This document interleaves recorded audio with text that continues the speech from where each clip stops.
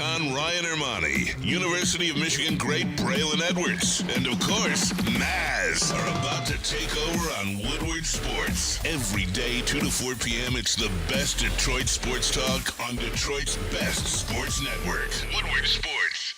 And welcome to Ermanni and Edwards with Maz once again without Ermanni, Edwards, or Maz. They're never coming back. Listen, I think it's going to be easier if I just legally change my name to Ermanni than switch the whole show name. So we'll just go with that. Is that easier? Stick Ermanni in the house and Anson Edwards, along with Tom Mazaway in the ghost chair. Welcome. It's Woodward Sports. It is 2025. First show of the year for myself, along with Anson, KG. You were on some shows earlier. Yep. Pistol Pete is back from vacation, well-rested. Yes, sir. What'd you do? We weren't able to talk to you about your Christmas traditions, your New Year's Eve stuff. Birthday as well. Your birthday. Had my 50th birthday. Where the hell were you, Pete? Did you just go on a bender in Vegas? I went on a bender, dude. I went back to my college years. I gambled. I drank. I may have smoked a few things here or there, and I just enjoyed a 3-day, 4-day binge of just being like I was like 18, 19 years old again. Cigars. Were you in town, or did you go out of town? I was both. I was in town for a little bit. I was out and in. I went to go visit some relatives real quick in Pennsylvania, and then came back. Just like quick, like a little 48-hour thing.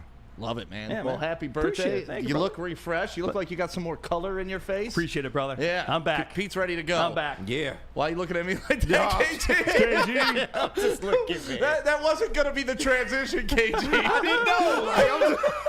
I didn't know. Speaking of color in your face, KG, how you feeling? I'm feeling like I'm ready to go. This is about to be a long 2 hours, man. God. But I love y'all, though. I do. The racial tension between me and KG over the last 4 days has high. ratcheted through It's the at an roof. all-time high. That all started Monday night, too, to be honest with you. Yeah, Anson's the one who started it. It's Now really me and his you fault. are feeling some type of way. It's really his fault, but, it's cool. Ah, man. Well, I hope you guys had a great 2025. Hope you had a great New Year. I did the old pull up on YouTube, the ball drop, played it at 8:30 for the kid, told her, hey, we're celebrating New Year's. She went to bed at 9 o'clock, and then we had the night with the wifey. So it was a solid New Year at the house, pretty low-key. Hey Social was crazy. That was a good night from everybody sending me pictures from there. So hope you guys had a good New Year's. Anson, what'd you do? I took my second New Year's off basically since I've been an adult. Spent it with Layla, my dog, at home, and it was pretty darn nice. I know I've heard a bunch of these stories. I know Spenny had a good time. A bunch of other people had a good time. And I will say this. It's probably my last New Year's Eve at home for some time. You didn't like it? No, I liked it. It's just, you know me, bro. We met at the club. We met Right, he a throwing party parties. animal. Yeah. And I still got that itch. I might be getting a little bit older, but I missed it this time. Last year, I didn't miss it at all. Last night, or whatever day it was, a couple nights ago, I was like, man, should I just go do something? So I'm going to do that next year. KG, how are your board games in Lansing? Oh, it was great. Had a lot of weed, a lot of fireball. Did you win? You said what? What games did you play? We played. We brought hot takes with us. We played some other game called guess the something. I can't remember. It was very hazy. Well, Very I know he hazy. took Lot last of in weed hot smoke. takes, that's for sure. Yeah. No. You fucking silly. But no, it was pretty enjoyable. Shout out to Khadijah for having us. Shout out to Fox 2 as well. Yes. We're on Fox 2, KG. Remember? KG. Dude, Pete, you He's missed in it. the other box. When He's fine. KG's in that booth, Oh he my cannot gosh. control what comes out of his because mouth. I'm stressed Unbelievable. out. I That's literally why. had to tell him to mute his own mic, but there was no one in the sound booth to do it. We just need to paint a censored box right on the window there. Like, you are live on Fox fine. 2. I'm stressed out, man. All right, lots to talk to today. Pete did a hell of a job with the rundown. Thanks, Obviously, boys. we got the Minnesota Vikings coming into town. We got Dr. Pierce coming in today. Unfortunately, we need to hear from Dr. Pierce today because of the injury to Jaden Ivey last night. Found some interesting tweets Keith Langolis put out about the recovery time on that, so I want to check Doc as well. Lions, Vikings, Kerby Joseph getting snubbed. Anson, I know you sent some stuff. The college football yesterday. Where do we want to start? Let's start with Kerby. All right. You want to start with Kerby? Anson, I know you're pretty passionate about this. Well, Just go ahead, man. Here's your soapbox. Let's get it. I'm going to start with what happened last year to Amon-Ra St. Brown. And the guy got left off the Pro Bowl team. But then all of a sudden the guy was an all-pro because he was. And this is the same deal. You got Kerby Joseph leading the league in interceptions. Oh, And he's also the number 1 rated corner safety, any member of a secondary, number 1 PFA ranked in the NFL. And this guy is not on the Pro Bowl? I mean, listen, we've got the best backfield, or not backfield, but the best safety tandem in the NFL. Both these guys should be there. The fact that I don't think either one, right? No, Branch made it. Oh, Branch made it. Okay, yes. I missed it. And this is where, like, I'm with you. In no world is Kerby Joseph not a Pro Bowler. Unbelievable. But he did make the second team alternate, so it's not like they're completely snubbing him. And there are 7 Lions on this thing. I mean, how many Lions are supposed to be? I want them all. And there you go. You're talking about Khalif Raymond, Sam Laporta, Jake Bates, Kerby Joseph, Zeitler, Aleem McNeil, David Montgomery, Taylor Decker, Graham Glasgow, Jack Campbell, DJ Reader, all 1 through 7 teams on the Pro Bowl. And obviously the 7 that did make it. Jared Goff. Y'all hear me? Jared Goff, Pro Bowler, the first team Pro Bowler, Jared Goff. That's 1. Jared Goff, that's 1. Jared Goff chants real loud at LCA last night. Jared, and I got to address the people that don't like that coming up. The Sun God, number 2. Sonic, number 3. Panay Sewell, Frank Ragnow, Brian Branch, and Jack Fox. So as much as Kerby Joseph got snubbed, you did, sir. You deserve to be a Pro Bowler. I just think at some point they're just like, how many of these guys are we going to put in? I mean, how many? There's, probably a couple more. I'll be honest with you. I feel like there should honestly be a couple more on there. For what these 2 guys have done in Kerby and Branch with a completely decimated defense, especially up front, all the pressure falls on our secondary each and every game for 2 months now. Yeah. And these guys keep coming up time after time after time. The only difference in that game on Monday night was Kerby Joseph. Now, maybe it was AG who played possum through the first half, first 3 quarters, and didn't want to show some looks to the Vikings that we were going to have in here this Sunday night. But Kerby Joseph was the only guy that took the ball from San Francisco because they didn't punt it. Yeah, you know what? I think if that game takes place like 3 weeks ago, he has a better chance of making it. But since it was just the last game played and voting had already ensued, and he did it on national television, so I think that would have gotten him a lot more votes 2 to 3 weeks ago. Unfortunately, It was right before the deadline, and looking it up, the Ravens have 9 players on the Pro Bowl this year, the most since 2019 when the Ravens had 13. Man. So they've done it before. Good. Kerby could have been on this roster. They've done it before. You know, the name that was on that alternate list that really was exciting for me, guy that wasn't even slated to start week 1, and that is Jack Campbell. This is a guy that last year a lot of people said, hey, why are you taking a slower middle linebacker in the first round? This could be found later on. Obviously, training camp, he was talking about how he was a little overwhelmed, and you saw it on the field last season. This year, this guy's been one of the most important parts of our defense. Our linebacking core was decimated to the point where not any one of those 3 guys that were starting at the beginning of the season, Germ, Barnes, or Anzo, they're all gone. This guy has been an anchor in the middle in only his second year. It's another home run by Brad Holmes. I mean, That's what they do. And this is a situation where, the injuries obviously hurt the team, but this is where the next man up mentality comes in, and Jack Campbell took the opportunity in front of him. He was getting more snaps after Anzalone went down, and you saw him yesterday. I mean, he was covering running backs coming out of the backfield and all over him, not yesterday, but, on Monday night.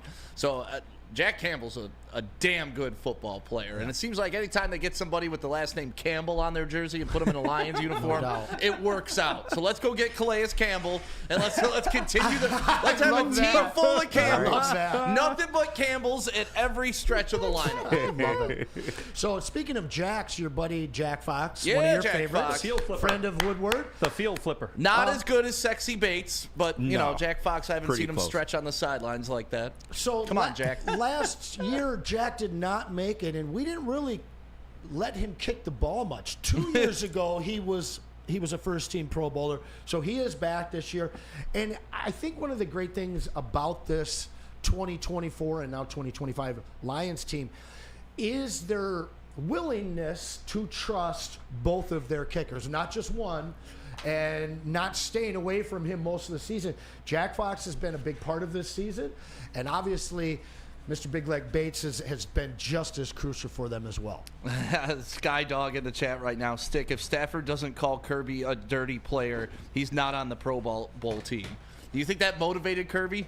Yeah. I think that played a factor in him maybe not getting a nod. But like I said earlier, it's the Pro Bowl, man. If he gets snubbed from All Pro, now I have a problem. But besides that, I mean, it's the fucking Pro Bowl. I mean, it's the Pro Bowl.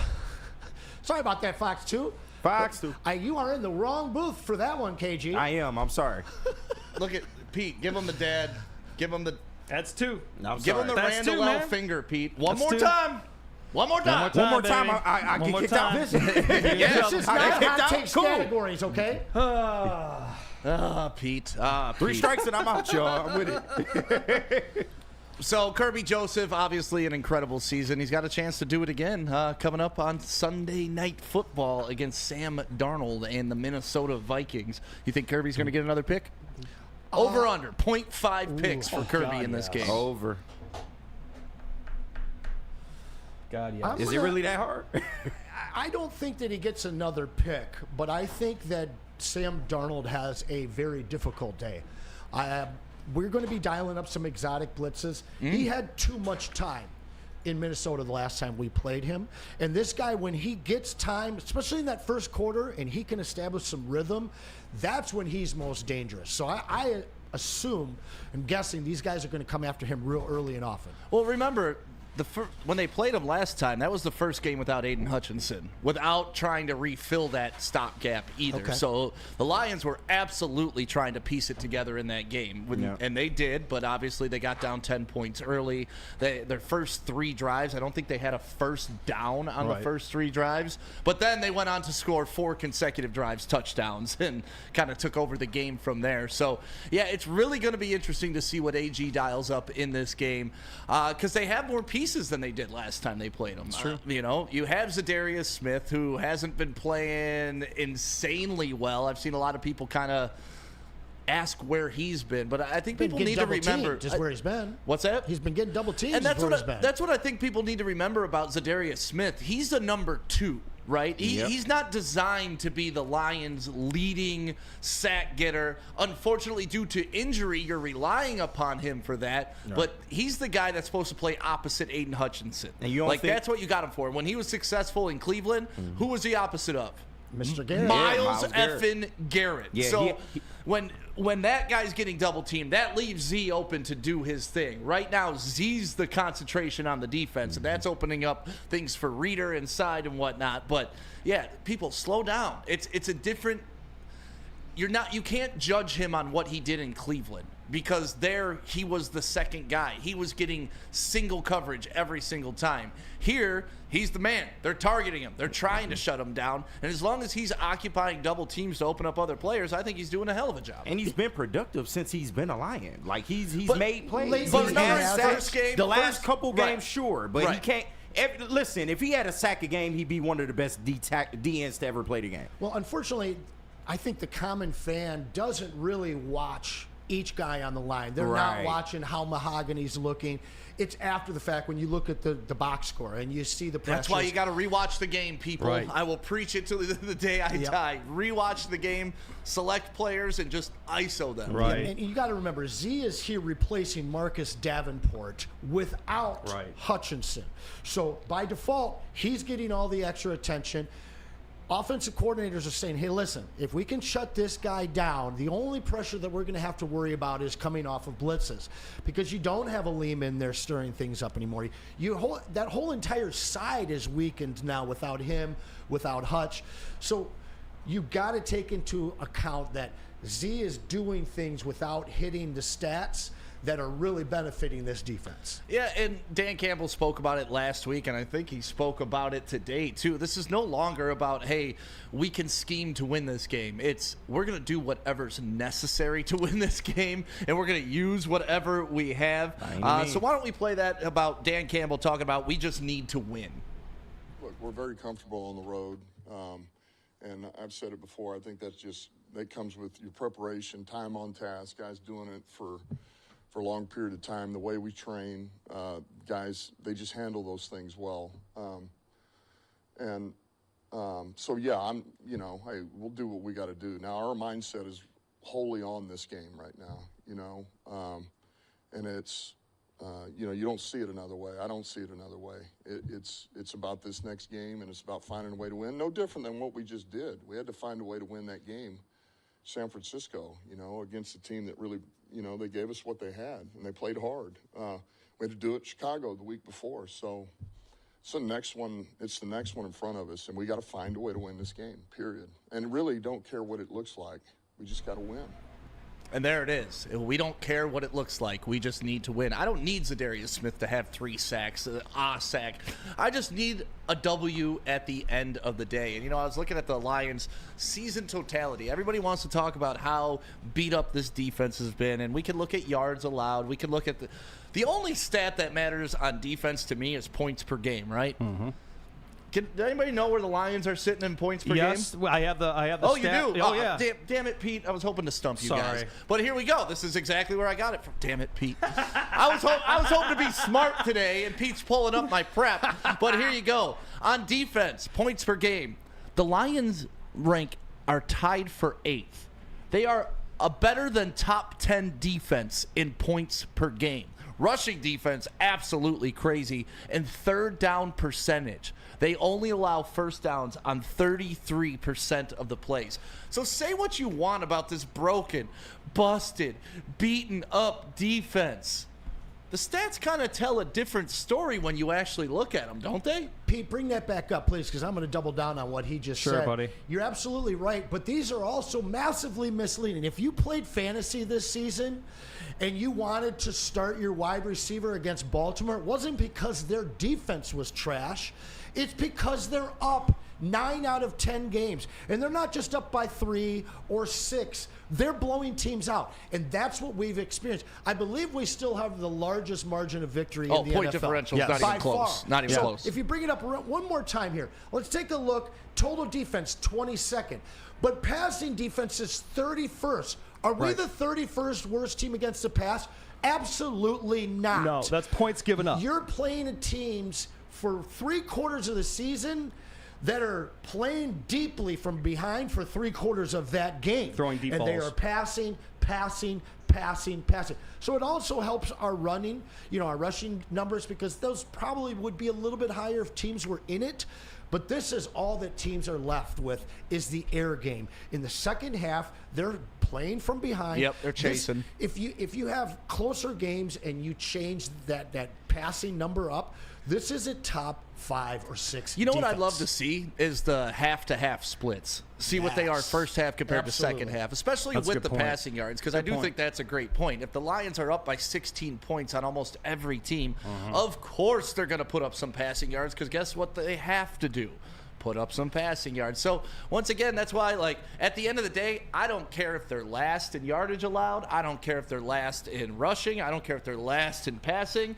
If they're top 10 in scoring, that's all that matters, because guess what the offense is going to do? Let's throw that back up and look at what the offense is going to do. Sure, my Because pleasure. all you need to do is be top 10 in points scored, because guess what? Offense is putting up 33 points a game. First in the NFL. Over 4,000 yards this season. Second in the NFL. Second. 6th in rushing. 2nd in passing. 4th and third down conversions. Red zone efficiency. 3rd, even after a 1-for-7 performance correct. against Tampa Bay in Game 2 of the season. And 0 giveaways, essentially. 13 tied for 4th throughout the league. And, So that's people wanting this defense to be Ray Lewis-esque. Not going to happen. Right. But as long as you can keep them between 17 and 24 points a game, the Lions will win every game they play, because the offense is at least putting up 24. At least 33 according to, but they're not always going to play the Titans. And additionally, not just do you have to stop our offense and outscore us, but you have to beat the Detroit Lions. You have to outlast You them. have to win with 4 zeros on the clock. And whether it's a blowout or a cardiac cats, 2-point game, the moxie and confidence, the grit of this BNL team, it's unmatched. The only other team that we have seen have the same will to win in close games are the 2-time Super Bowl champion Chiefs. That's correct. That's it. I was watching the NFL X page just put out the highlights from the Lions and the Minnesota Vikings back from, what was it, week 8?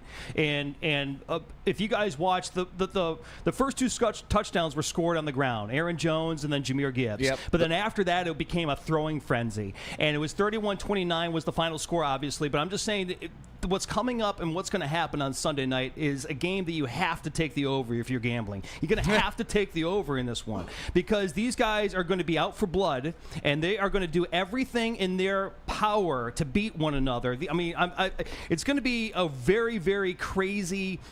Both offensive coordinators are going to challenge the opposing defensive coordinators as to who can outlast each other. They are going to go for blood. If you're watching the highlights, guys, right now, if you're out there and you have your X page up while you're watching us, go to the NFL X page and watch those highlights from week 8. Tremendous. KG, what you feeling? I feel like the Lions are going to win. I mean, simple as that. I've been waiting for this game. Like everybody was picking the Packers. I got to root for the Packers. I wasn't finna do that because I just felt deep down they weren't going to be able to get the job done. If you want something done right, you got to do it yourself. And this Lions team has everything they need in order to beat a Vikings team at home. So, not really worried. A loss in this game would be huge. And I know that, hey, we can still do it from the 5 seed. But a loss really kind of makes everyone who's been following the Lions just kind of second guess what we have come to confidently hold on to. And that's the fact that if it's a close game, you are not going to outwill this team. There is basically no scenario outside of some crazy bounce turnovers where I see the gritty Detroit Lions of 2024 lose at home in the biggest regular season game in Lions franchise history. There's nothing about the makeup as men that this team shows us that says that there's even a chance to lose this game. As good as the defense is for the Vikings, as much as we've seen Jalen Naylor, Jordan Addison emerge, as well as the return of TJ Hawkinson, all things we didn't really have to deal with when we went to Minnesota and barely beat them at the end of that game. As many things that you can point to that says that this is going to be a tougher out here at Ford Field this Sunday night, there is absolutely zero when it comes to this culture and mental makeup, confidence of this gritty Lions team that would suggest there is any chance of losing. I know that sounds crazy. I'm supposed to be the skeptic, but if you have finally trusted this team, if they have earned your faith, and damn it, they better have by now, you should expect a win Sunday night. You should not worry. You should be stoked and not scared. Yeah, I've been telling you all years, I'm not scared of the Minnesota Vikings. Like, they've. You didn't think that they'd be here at 14-2. Nobody did. Nobody did. I mean, they've squeaked out a lot of games that they probably should have lost. They shouldn't be here at 14-2. I believe you're right in that, but I don't care that they're here at 14. I don't care how they got here. It doesn't matter. And especially when you look at strength of schedule this year, they should be 14-2. They played the 30th easiest schedule in the NFL. Mm-hmm. The 30th easiest schedule. They've only had to play a handful of actual winning teams. So this is a different challenge for them. Easiest, not the 30th and easiest. Look at what happened.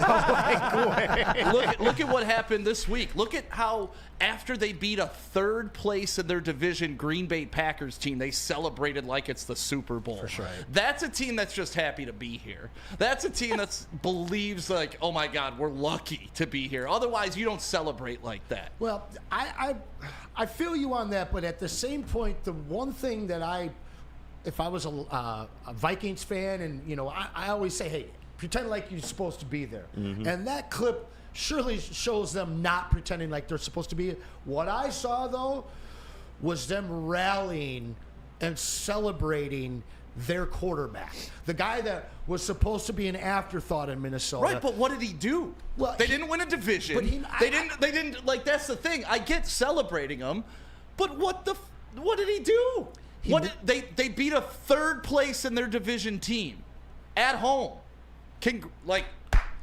Is that worth water over the head, lifting you on my shoulders like you're Rudy? I'm agreeing Like, with you. it's so Horrible movie, by pathetic the way. what Minnesota's fans and their team is. Well, I'm going to agree with you, but I also got to just throw this in there because if at 9-8 we had clinched, or we were close to clinching that game, we go 8-8, we have a chance, and everybody rallies around Jared Goff in that locker room one game before we've even clinched anything, I don't think Lions fans would be upset. Obviously, we were a different Lions team with different expectations. I just think the Lions are expectations. holding themselves to different standards than the Vikings are this Certainly. year. And the Vikings are just that we're happy to be here. But dude. we're We also don't get to. We defending- haven't played any. We beat the Jets. Who like Yakov cares? Smirnoff. Everybody beats the Jets.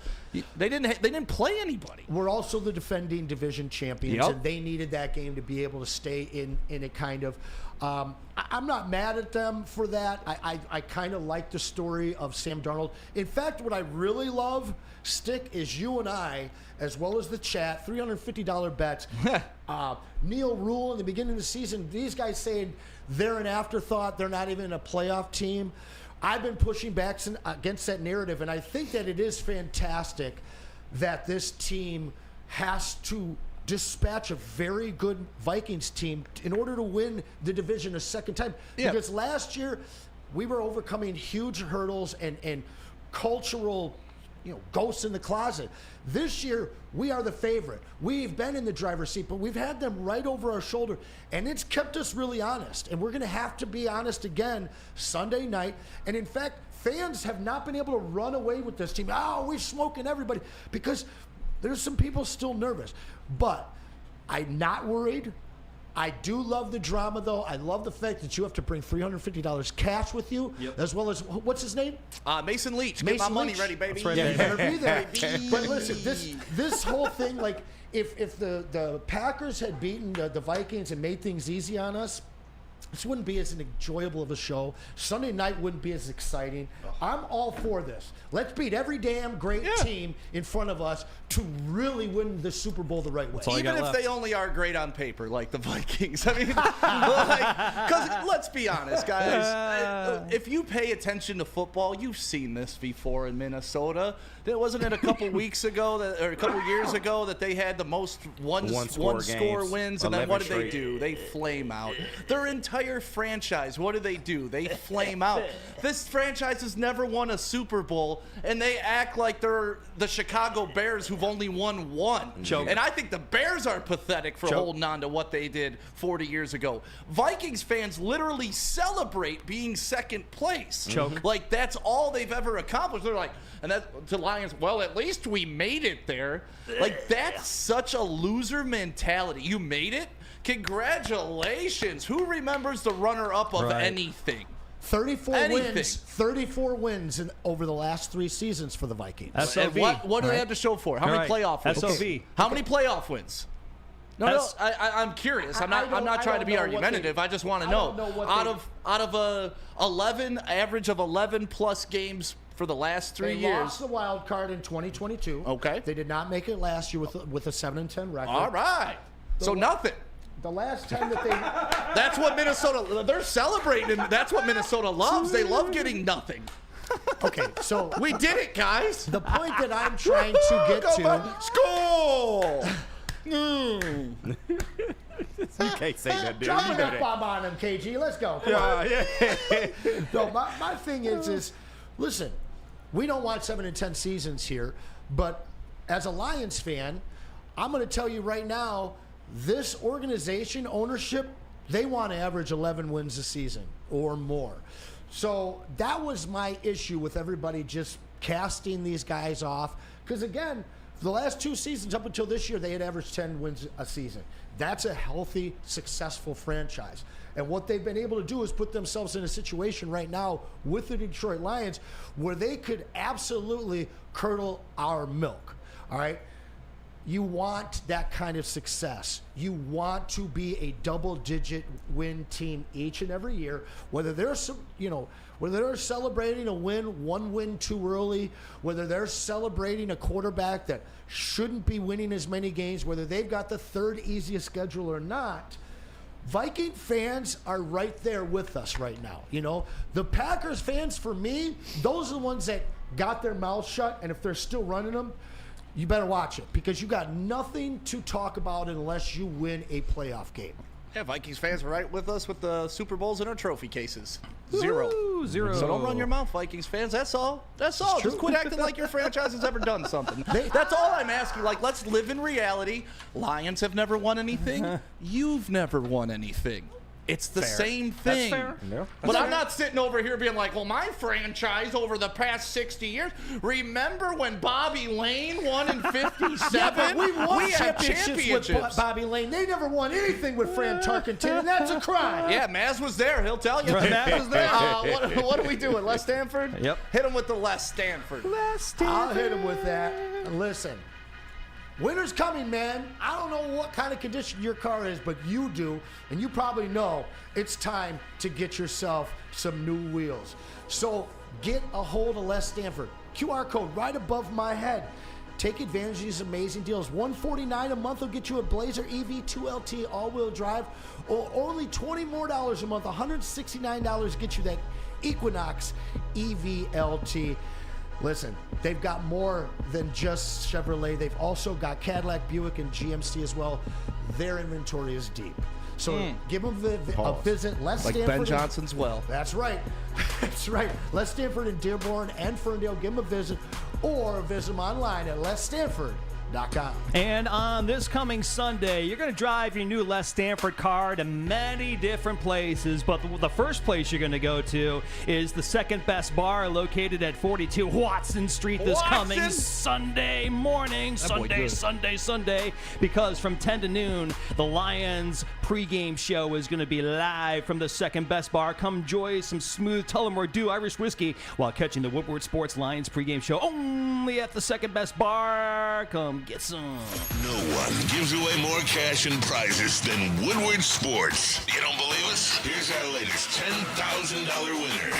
You know, you guys posted, hey, if you guess all this stuff right, we'll give it's $10,000. I'm like, okay, well, why the hell not? And the winning doesn't stop there. How about our Outkick Your Coverage winner? I think you won. We got Tully, everybody.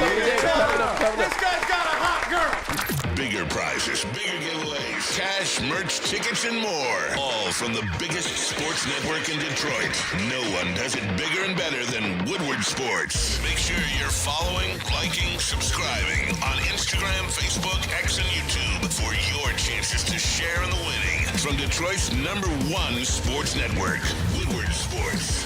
Stop searching for a vehicle and start finding one. Les Stanford Chevrolet Cadillac makes it easy. We harness the power of multiple dealerships and own the biggest selection of GM brands in the area to get you the car you need. With the Les Stanford Group, you'll have access to 4 different dealerships, providing you with more makes, more models, and more choices. We're connected to more than 1,000 vehicles. And with so many high-quality CPO vehicles available, you'll find new car quality at pre-owned prices. You can start and end your search at lesstanford.com today. A network for the city, by the city. Woodward Sports is Detroit sports. How do people feel about getting a Planet Fitness membership for $15 a month? How do they like working out in a clean and spacious gym that's filled with equipment for every workout? And how about free fitness training in the judgment-free zone that leaves them feeling energized all day long? Join Planet Fitness today with the free PF app, online or in club, and start getting that big fitness energy for $15 a month. The most talked about Detroit media by other Detroit media, and we love it. It's the Woodward Sports Network. Walk into any Lady Jane's Haircuts for Men today. Open 7 days a week. Sit back, relax, and enjoy precision haircut, scalp massage, hot leather neck shave, and hot towel treatment from one of our talented stylists. Step up your game this season and take advantage of our $20 haircut special. Scan the QR code and get your coupon today. Lady Jane's Haircuts for Men, the ultimate haircut experience. Open 7 days a week. Walk-ins always welcome. Lady Jane's Haircuts for Men. It's wicked awesome. The Super Bowl parade in Detroit will be one for the record books. Detroit just does it different. Woodward Sports, your official Super Bowl or bust Lions network. And one of our great sponsors, New Holland Brewing Company, is here to tell you about their latest drink, the Tangerine Space Machine. It's the easy drinking IPA with out-of-this-world flavor, refreshing crushability, smooth and juicy, all the good stuff, man. Intergalactic hazy goodness. Y'all know all the buzzwords, but listen, this drink is selling out at Hayes Social. That's how damn good it is, man. You need to get a can of this today. It's the official beer of outer space, where we will be sending the Vikings after Sunday. So make sure you get a can of this, and it's brewed by New Holland Brewing Company right here in the great state of Michigan. Yeah, we always look forward to that. I mean, our fans are, I mean, we got the best fans in the league. And so, it's the whole reason you talk about the 1 seed, because you feel like you got an advantage when you play at home. And not everybody can say that. We can, because we do. We are, the way our fans and our stadium are set up, it's a special environment. So, I look forward to it. We're looking forward to it. Welcome back to Ermanni and Edwards with Maz right here on the Woodward Sports Network. My name is Stick. That is Anson Wells. We have KG and we have Pete in here as well. Sure. That was Coach Dan Campbell talking about the fans in Detroit. I kind of feel weird about this topic, though, considering the only games the Lions have lost this year have been at home. So, we can talk about the incredible home field advantage that Ford Field is. This team doesn't need the home field advantage. It's a nice thing to have, but it's not a necessary thing for them to have. They've proven it by going undefeated on the road this year. Undefeated. No losses on the road this year. So I love that the Lions and Ford Field live off each other and feed off each other, and there's going to be those moments where you're going to force a few more penalties. But the fact that they've lost 2 games at home and are undefeated on the road shows me that home field matters, but not entirely to these guys, which isn't a knock on what we do here. It's going to be very difficult for the guy who sees ghosts at quarterback for the Minnesota Vikings to operate inside Ford Field on Sunday night. Oh, certainly. But this speaks to our away games as well, because it's not 100% a road game. When you're bringing thousands of Honolulu Blue fans into visiting stadiums, it feels a lot more comfortable. I mean, you just have never seen fans travel like this. Yeah, obviously there's the Bills Mafia and there's the Packers, the Cheeseheads, but nobody, and we've been hearing about it for 2 seasons now, nobody has ever gone and taken over opposing gyms or fields or stadiums the way that this Lions team has done. So I chalk up both of those home losses to more coaching than kind of anything. The way the offense came out against Tampa Bay, the way the defense came out against the Bills, those are things that they're going to learn from, and still very, very close games. But you know that seeing those fans on the road, hearing guys cheer, hearing your team louder in the second half, or your fans up louder in the second half because you're up on the home team, these fans do matter, and we do have the greatest fans. Lions fans. And hey, we've been talking our whole lives. We have the best fans in the nation. Actually, I want to hit on something that you're a little annoyed about, because when the Pistons were terrible, you heard the Red Wings, let's go Red Wings chants at the Palace during the Teal years. Used to bother me. But the Lions, or the Detroit fans of sports, they're going to latch onto whatever success we have, and they're going to push them as hard as they can. When we are winning, I will challenge any fan base in the country. We are the best. Oh, yeah. No, I mean, listen, you know how I know Detroit Lions have the best fans? Because of their past. If you can have a team go 0-16 and you still have the passion that we do for this team in this town, still selling out games, being with them through the hard times, putting up with all the BS like I have my entire life, and just hoping for things to come around, and when they finally do, we're going to beat our chest for it. So that's why I know that was my challenge to Green Bay fans, and it drove them insane because it put them in an impossible corner, right? You're not a real fan because you've never had to face real adversity. Like, it's real easy to be a fan of Green Bay because they've always won, right? Oh, yeah, okay. Well, why else would you be a fan? And the only way these fools could justify their fandom to me was to explain their Super Bowl wins. And I'm like, yeah, I know. That's why you're a fan. If your team didn't do that, you wouldn't be a fan. So they didn't realize they were arguing, because they never pointed to me like, no, I love this player. No, this meant a lot to me and my family growing up. No, it's the memories.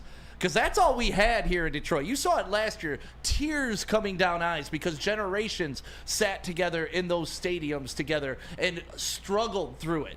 never had to do that in Green Bay. So you don't have the depth of fandom. You have the amount of fans, but you don't have the depth of fandom. Well, and that's the thing is if your team was trash for the last 20 years, I challenge every fan base out there to tell me, hey, we would have been there too, because we've been there. We've been there through 0-16 seasons.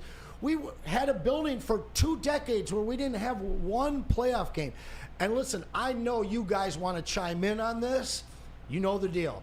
Super chat your way. Pete will read it. I know he's got some for us right now. Pete, what you got? We do have our first super chat of the afternoon. Thanks to Jason Kenyon, a solid $10. Appreciate that, Jason. Solid. Supposedly, the Queens are already complaining to the league about the field and uni colors. They claim to be better. Stats say golf is better. History says Sam D. Pumpkins.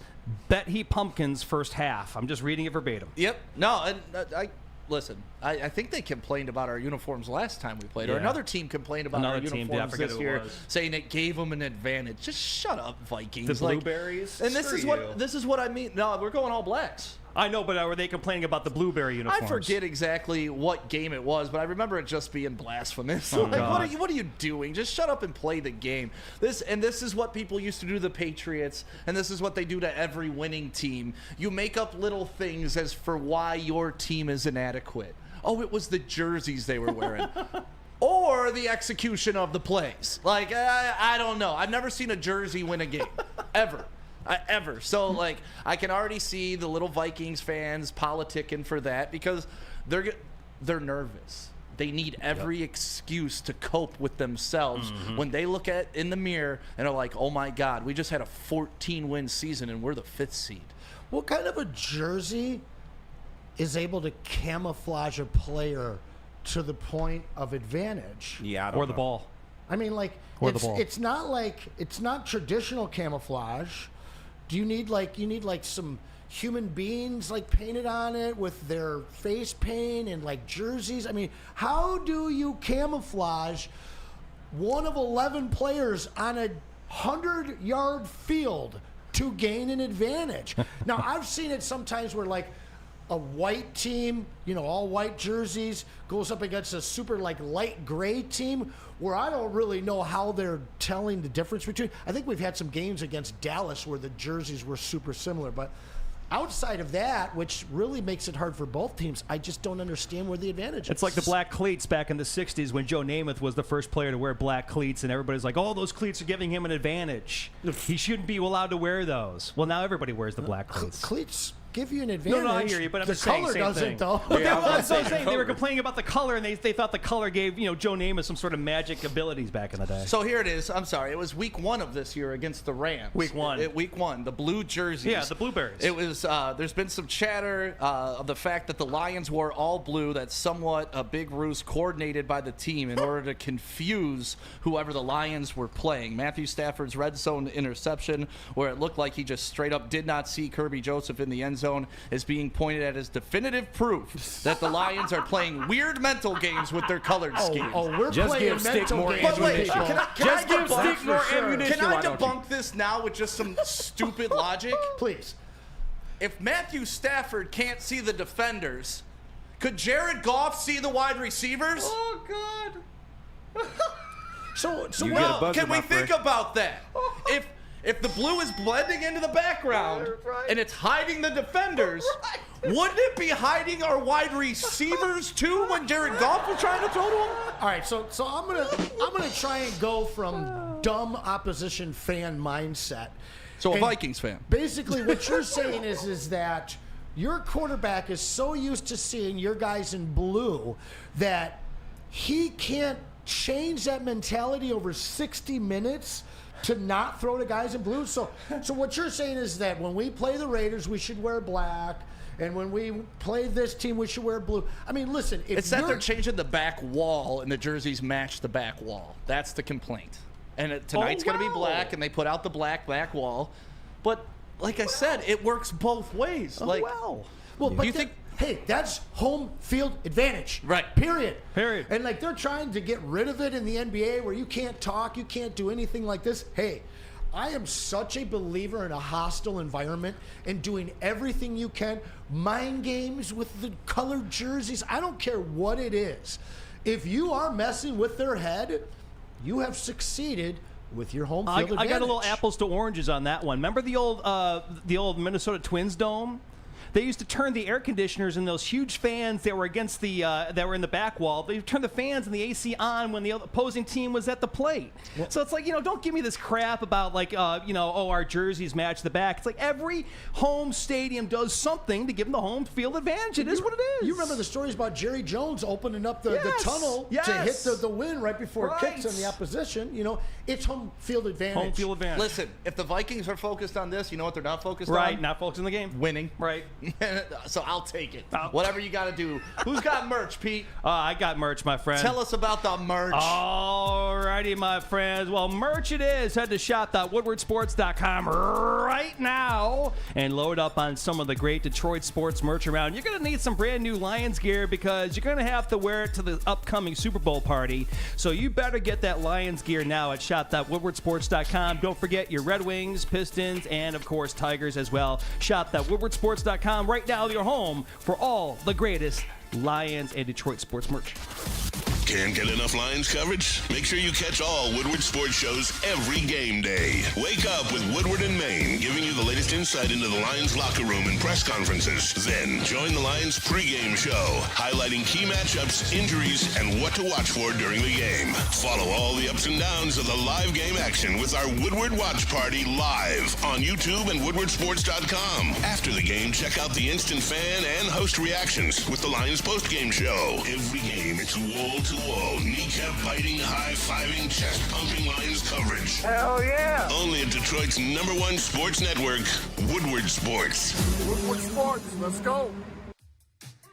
How do people feel about getting a Planet Fitness membership for $15 a month? How do they like working out in a clean and spacious gym that's filled with equipment for every workout? And how about free fitness training in the judgment-free zone that leaves them feeling energized all day long? Join Planet Fitness today with the free PF app, online or in club, and start getting that big fitness energy for $15 a month. A network for the city, by the city. Woodward Sports is Detroit sports. Walk into any Lady Jane's Haircuts for Men today. Open 7 days a week. Sit back, relax, and enjoy precision haircut, scalp massage, hot leather neck shave, and hot towel treatment from one of our talented stylists. Step up your game this season and take advantage of our $20 haircut special. Scan the QR code and get your coupon today. Lady Jane's Haircuts for Men, the ultimate haircut experience. Open 7 days a week. Walk-ins always welcome. Lady Jane's Haircuts for Men. It's wicked awesome. The Super Bowl parade in Detroit will be one for the record books. Detroit just does it different. Woodward Sports, your official Super Bowl or bust Lions network. Take the chore out of getting your hair cut. Our talented stylists at Lady Jane's, they will deliver an industry-leading haircut along with that hot lather neck shave, the scalp massage, and a hot towel treatment. Walk in any day of the week, 7 days. You don't have to call ahead. They got locations all over Metro Detroit because Lady Jane's Haircuts for Men, it's wicked awesome. Be in there stretched out like Jake Bates. Oh, man. Sexy Jake Bates. That's all we need this game. Dude, that's what we need. Dude, we can't lose if you got sexy Jake Bates. Sexy Jake Bates, side. man. That's one thing that, we could talk about the Vikings. Nah, they don't have sexy Jake Bates. They don't have sexy Jake Bates. We got 2 super chats now, boys. Let's get to them real quick. Let's hit those super chats and make sure you roll them in. We'll prioritize them and knock them out as soon as possible. Right. What do we got, Pete? We'll start with Rando Small. Shout out, Rando. Solid $10 again. I'll show... cheating. Cheating. Hey, when Billy Martin got Ron LaFleur out of Jackson, he had him grow infield grass long to slow bunts. That's a good point. Yep, That's a good point. Little Yeah. That's a good point. Gamesmanship, baby. That's right. Hey, if you ain't cheating, you ain't trying. That's right. That's a good point. Welcome It's like to sports. We say that in pinball. If you ain't tilting, you ain't trying in pinball. And tilting's technically cheating. It is. It's technically cheating. And then Jason Kenyon, $5 super chat. I recollect Boise State and Oregon painting their fields their colors. Celtics turned the heat up against the Lakers in the 70s. Nothing new itches. Yep. Gamesmanship. That's where And it like I goes. said, if you got them worried about the color of your jerseys and not worrying about the schemes that they're running, even if it's for 5 minutes, that's 5 less minutes of preparation that they got. That's right. We talked about this before, like who I emulated my game after when I played. And I was like, I didn't have the athletic ability to be a great player, so I wanted to be a Bill Laimbeer. I wanted to be a Dennis Rodman who would get under your skin, take you so far out of your game. You were a great player till now you're worried about my dumb ass. I've taken lots of players out of their game. I enjoyed playing hoops with you because you are more athletic than you let on, but you absolutely have that Bill Laimbeer, Dennis Rodman disruptor mentality out Love there. the contact. He's going to put a body on you, and then he's going to put the mouth on you. Take that back. Whoa. He's going to put the words on you. that was out of line, huh? Whoa, that was not allowed. Day one of 2025, and I lined him up. not But no, he's was going to giving let me you flack. hear about it afterwards. Oh, yeah. KG loving that one. Dude. Listen. Put the mouth on him, Sam. No, when I'm playing basketball, you're feeling contact at all time. Whether it's an elbow in the back, whether it's just me leaning on you in the paint, like I'm annoying as hell. Oh, yeah, I'm the guy I hate to play against. But then you're going to let them hear it after they complain about it and just make it 3 times worse for them. Yep. I love your mental game. Yeah, it's fun. It's fun. When I used to play ball down at Irma Henderson Park in Detroit when I lived in the Jeffersonian, the only white boy down there, KG. Oh, wow. That's when you don't have to do your talking, because if you do anything well, everybody They else gonna going to let them know. Yeah. Right. Oh, the white I'm like- boy just drained it in your face. Right, he's solid. He's solid. Right. You never had to talk down there. It was one of my favorite experiences growing up. I had a game at State against Sed Irvin. We actually played in all like Eric Morris, LaVale Richardson. We actually had Big Pete Sakura or Dave Sakura on our squad, but I had a real nice game against Sed Irvin and his boys. Oh, Opie, S&I-U, Opie, S&I-U, Sed. Opie. But then he kind of put the body on me after that, kind of slowed my game down. Yeah, they kept calling me Dirk because I had long hair back then. Oh, wow. Oh, Sweet, Dirk. dude. Oh, Dirk gonna do the That's shit. Oh, awesome. Dirk. Speaking of the mental game, how many texts per game did our guy Joey average? Who? Joey Radio. Text per game? No, text, as in Technical foul. technical. Oh, yeah. God. Like 1.2? We were playing in a pickup league in Ferndale. Let me tell you about was this. the Draymond Green We'll do of this quick Ferndale. story, then I want to get to what Brian Baldinger had to He was say. the Draymond of Ferndale. Oh my God! So we play we sign up for this league and we're like let's play competitive. All of us played high school ball. You know, like we're all decent. We're not like the greatest players, but we all had some experience, right? Right. Little did we know the Ferndale League is pretty legit. Yeah, for sure. They put us down in the beginner because we didn't have enough experience in that league, and they were already filled in the. Probably a good We placement. went 0 of 8 in the beginner. God. We got smoked. They were kids from like D3 colleges draining them for 45 feet, just nonstop. But then Joey, the nicest guy in the world. Everybody knows Joey. And he Everybody can hoop. loves Joey. He can hoop. Dude, picks up full court press every single time in pickup. So intense. Bodying So dudes, intense. Oh my pushing God. dudes, getting tech in a Ferndale pickup league. And I was like, Damn, Joey, relax. like It's not the NBA. 0.9 technical fouls per game. Yeah, he was ejected from at least half of our game. Wow. For real talk, man. Competitor. I'm going to bring this up to Joey when I see So him. it was the first time I ever saw that side of Joey. I'm like, all right, this kid is a killer. I was impressed. He's a killer, man. Yeah. Speaking of killer, Ben Johnson, who I don't know if you guys saw this report that Poles, the GM in Chicago, is trying to steer away from Ben Johnson because he feels that if Ben Johnson comes in, he may request a new general manager. So it's like, I'm going to protect Right. CYA right now. Smart I don't man. want this guy. And Thank you. I mean, let polls Smart cook. man. Let Yeah. polls Let 'em cook. dude. Do what you need to do, because Brian Baldinger broke down some of the best footage that I have seen. Anson and I were watching it the other day. I'm glad you put this in the prep, Pete. Thanks, buddy. Let's look at this, because this is some of what Ben Johnson is bringing to the table, that when you're watching the game and the angles you get on the game, you don't really get to see the end zone. You don't get to see the spacing of everybody in this. Here's some of the brilliance behind Ben Johnson. The Lions just do things different than other teams. Like here, they motion 2 offensive linemen, Mahogany and Skipper right here. All right? Not many teams will do that. They might motion 1, not 2. Now you got 4 offensive linemen over here on the left side. Now they go after the business. They knock Floyd out of the way. Flanagan falls, all right, and Gibbs goes for 9 yards to the goal line. Now you watch this. Like, why is there, look at the 49ers. Why is there a hole between the left guard and left tackle? Why? Because they want to stretch the Niners. Because here comes Penei Sewell right through that hole. Like, they've stretched him. Now Gibbs has all this room to cut back. Right?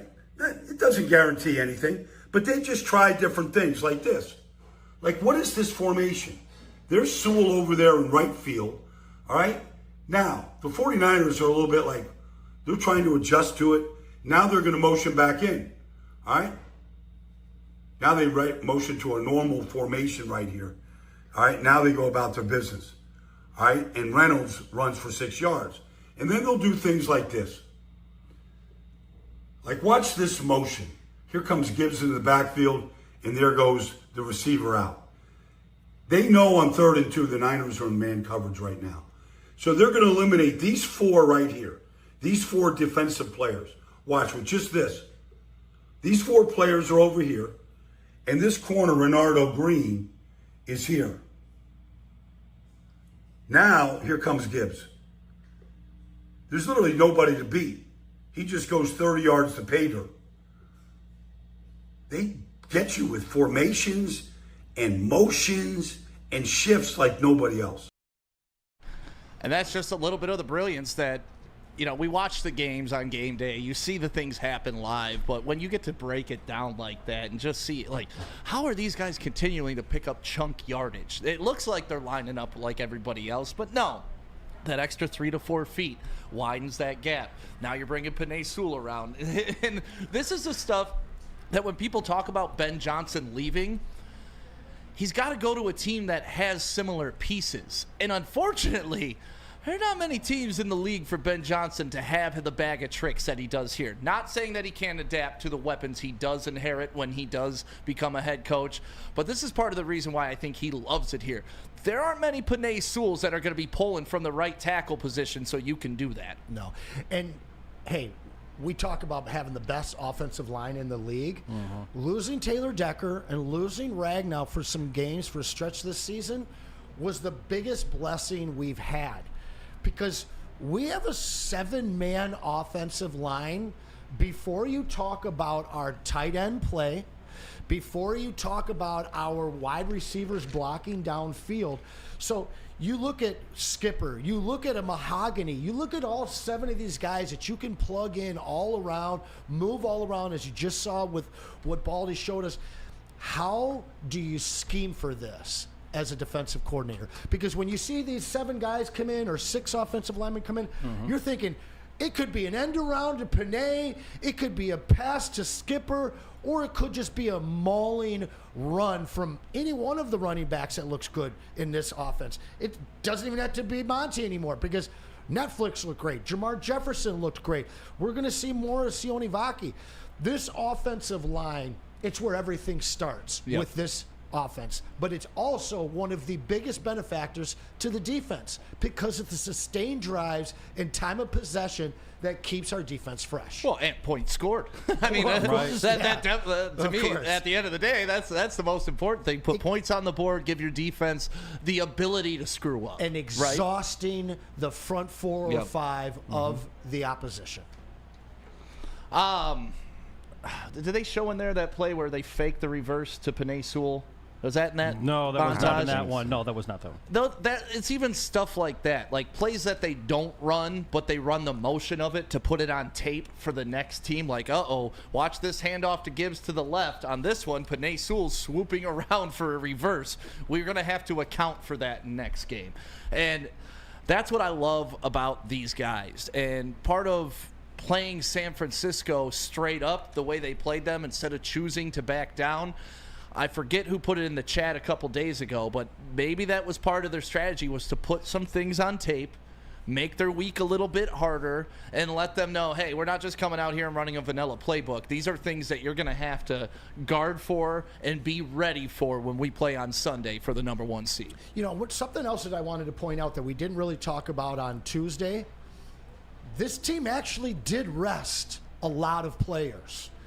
Amon-Ra St. Brown with the second smallest snap share of the season. Actually, his smallest, the only time all season long. No, week 6, I think he got a little banged up. He had less than 80% of snaps. J-Mo under 80% of snaps. You look at Jahmyr Gibbs, only took 52% of the snaps. Everybody on this team took a slightly smaller snap share. We saw a bunch of guys on defense that we haven't seen a whole lot of.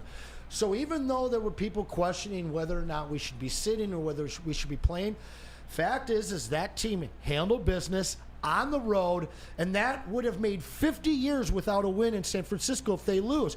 And I know that doesn't play into this season. I know you love that stat, No, though. but it really does. When you have that, it's like when we went to... But it was 5 games.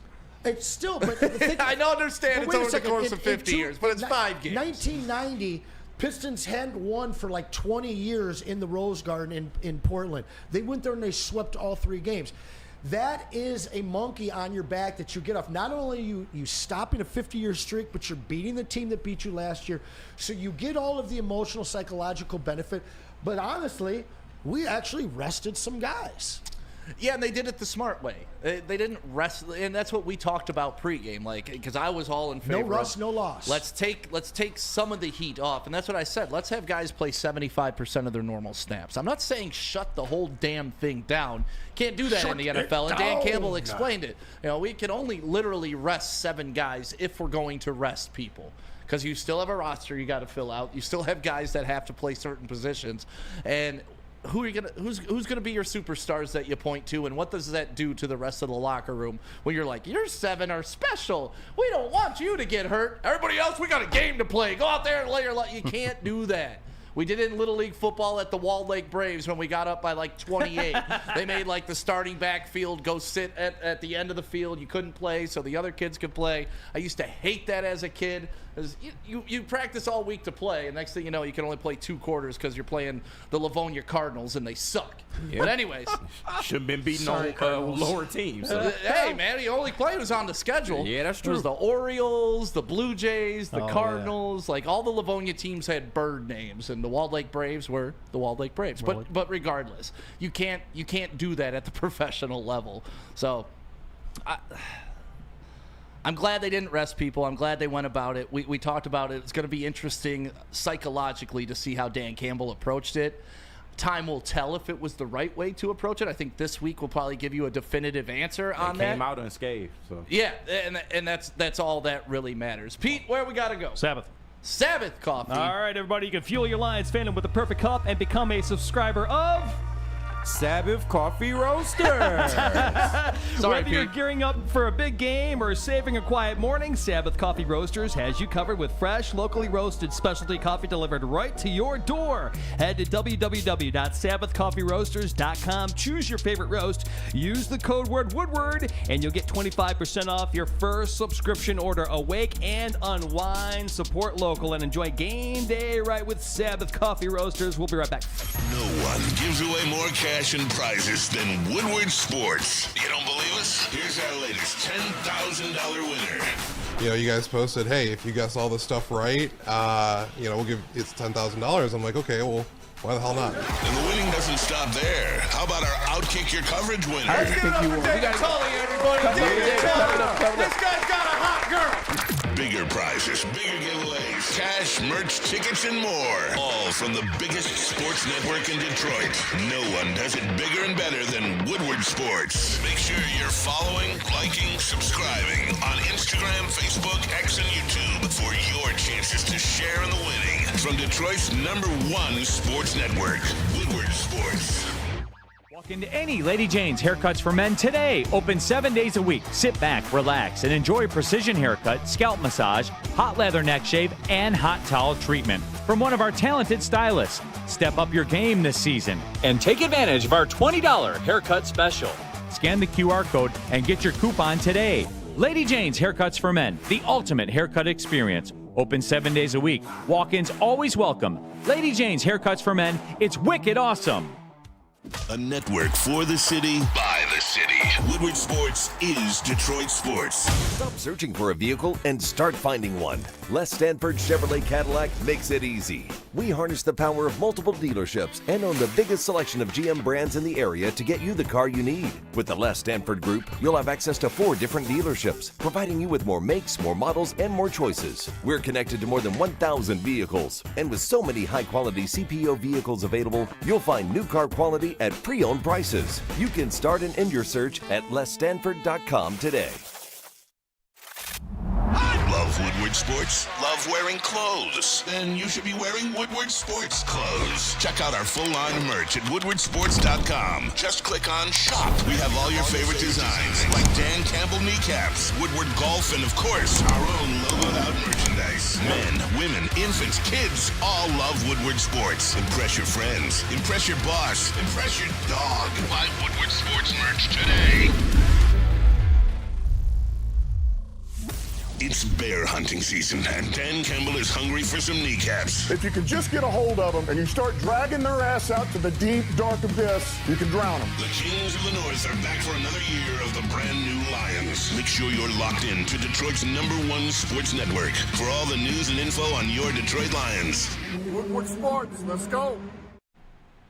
Look, y'all, it's a new year, and I know you're dreaming of a new house, man. So Mark White and the boys, they got your back, man. Mark White and Associates, your trusted real estate experts, are here to help. Mark White and his team will pay for up to $5,000 of your closing costs. That's right, I said 5,000, 5 bands, 5 racks, however you want to quantize it.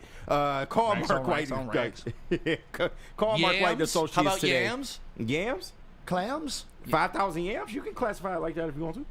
All right. But call Mark White and Associates today at 248-290-8242 or visit them at markwhitesales.com. Again, call Mark White today, not right now, 248-290-8242 to make your dreams come true.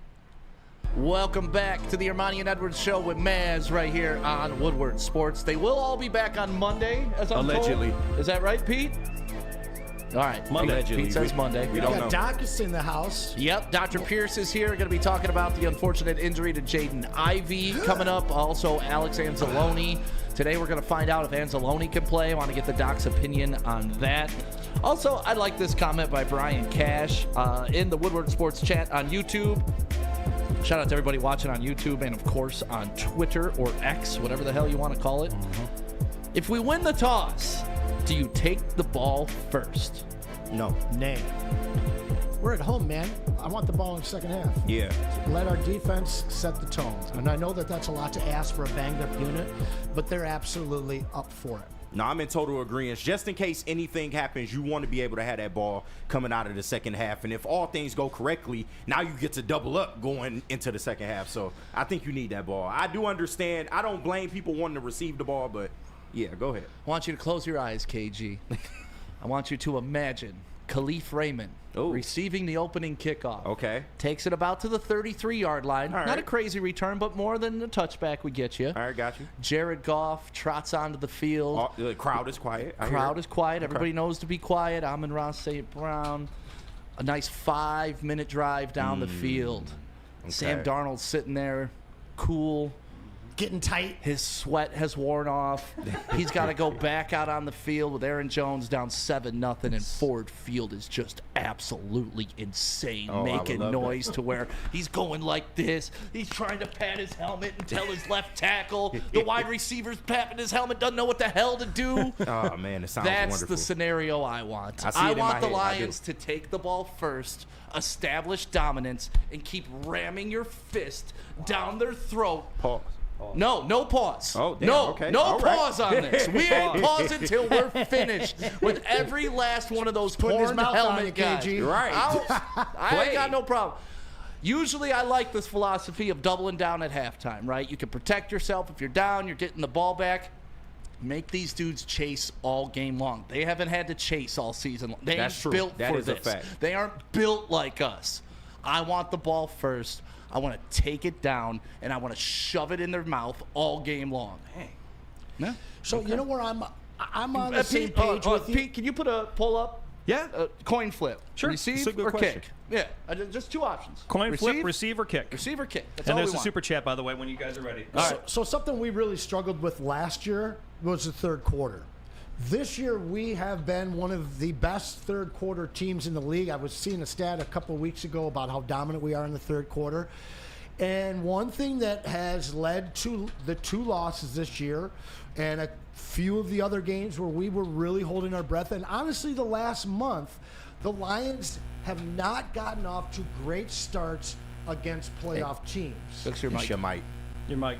Plug it. There you go. There you go. There you Sorry go. about that. This You're one fine, loves buddy. me, but yeah, to me, the only way that I kind of agree with you on this one, Stick, is that these guys, if they come out a little bit flat, and you give up a touchdown to start, and then you don't have that opening score where you find yourself down 7-0 after 2 possessions, I would say that that's a worry. And like you said, if they get out there and they open things up with a scoring drive, I already know the Lions fans are going to be loud if the Vikings start the game off with the ball. But down 7, it's going to be madhouse. And that's what I want out of this game. I just want it to be absolute hell for the Minnesota Vikings and for them to experience something they haven't had to all year long. The offense is so good, I feel like there's no wrong answer to this. Yeah. But I would just prefer to have a second half possession. That's all. What about you, Pete? We haven't heard from you on this. Honestly, I don't think it's going to matter because the Lions are just going to beat the living crap out of these people because it's just the way it's going to go. I don't think the Lions. I mean, obviously, Ben Johnson's got a game plan, but I don't think that Ben Johnson puts his game plan together on whether he gets the ball on the first possession of the game or if he gets it on the second half. I just think the Lions are going to play their game. They played their game in Minnesota in Week 6, and I just think they're going to do it again. It should be a really fun game, guys. Again, I'm going to preach again. Please take the over in this game. I'm going to tell you right now. Hey, Stick, guess what? What? Guess who's going to be joining us at Hayes Social Sunday night for the watch party? I have no idea. Our very own Freddie Felt again? Parlay Pete. That's right, baby. Pete, you're coming to the watch Oh, party? yeah, baby. Hey! Oh, Pete's first appearance at Hayes right. Social. All No, right. second. Oh. We did the pregame show over there. It's just That's right. Yeah. That's right. I forgot about the pregame I do show love your that we place, did. dude. And I can't wait for your poker room to get open. Yeah. We're waiting on the Lotto Commission to approve the license, so it should be by the end I'd like of to come January. play. Yeah. Great. And don't forget, So Chad, so much paperwork. Liquor paperwork. licenses, Lotto licenses, everything license, food license. Jeez. You're getting the Keno thing with the Lotto license? We already had the Keno. Oh, gotcha. Keno's different. Keno's a lot easier for bars to get, but if you're holding the actual poker charity events, Yeah. it's a whole different ball game. They got to come. We got interviews we had to go through, all types of stuff. It's really neat, but it's also like, can't just click a button. Right. Like, Makes please. sense. and don't forget, chat, you guys can join us too Sunday night for the watch party at Hayes Social, 21 in Hayes in Shelby Township.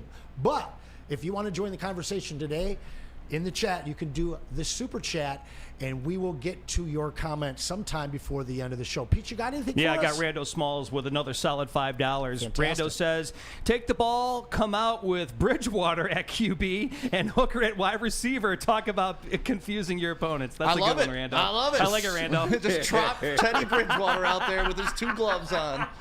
You know what I've been We'd seeing? all just be like, what? Right? You know what I've been seeing? Fan bases like the Giants talking about taking a chance on somebody like Hendon Hooker so that they can still use their first-round pick on a non-quarterback. So Hendon Hooker. I know we haven't really ever seen him. A lot of people questioned why we took him. I have held to my stance that at some point, this guy is a chip to bring back some wealth in another position. I hope so. Otherwise, it's just kind of a weird third-round pick that'll go down as a mystery as to why Brad Holmes ever drafted this guy. And here's my theory on it. Obviously, I'm not Brad Holmes. I don't know why he drafted Hendon Hooker. I think just because of positional value, maybe. Yeah. They had him high on his board, and that was the highest guy on his board. But I also think it had a little bit to do with they were maybe 75% on Jared Goff at that point. Yeah. I'm not even saying 50-50. I still think they believed in Jared Goff, and he was still kind of in the thought process of being the guy going forward. But after the season he had last year, it's like, okay, well, even though we spent a third on this guy. He's a backup now. He's a backup now. Jared Goff has proven to be the starter. We're going to pay him, which they did last year. I think last year changed everything for what Hendon Hooker's future in the NFL and especially with the Detroit Lions is going to look 100. like. Now he is expendable. But what value are you going to get back from? Maybe a fifth-round pick? Perhaps a sixth? I completely disagree with that. No way. Is that enough to peel him off? No way. Well, you think that's too low? That is not what guys will be offering. Yes, it is. Yes, it is. You're not going to get return on investment. That people can get a quarterback like that for a 6th-round pick like right now? What? Yeah. He has no tape. Yeah. A quarterback disagree. Like what? He has no game tape. Okay, so you're going to tell me that he's worth less than Justin Fields? Yes. Oh, no. Justin Fields has started several games. Right. He was a guy that could not run an offense. This is a guy that 2 years ago, healthy, would have been a top 12 pick. Period. Yeah, but this is the NFL. Teams are desperate and willing to overpay. Last season, I had everybody telling me, "Oh, there's only going to be 3 quarterbacks taken in the first round." What did we see happen? People are going to say there's going to be 2 or 3. You're going to see 4 go in this one. Teams are so desperate and so willing to overpay, especially bad franchise like the Raiders, like the Giants. So don't be surprised when a 3rd rounder comes back for this guy, because I'm going to agree with you, Stick. A very small portion of that pick was to get a backup for Goff. A very large portion of it was the perceived value of what he could be a year later healthy.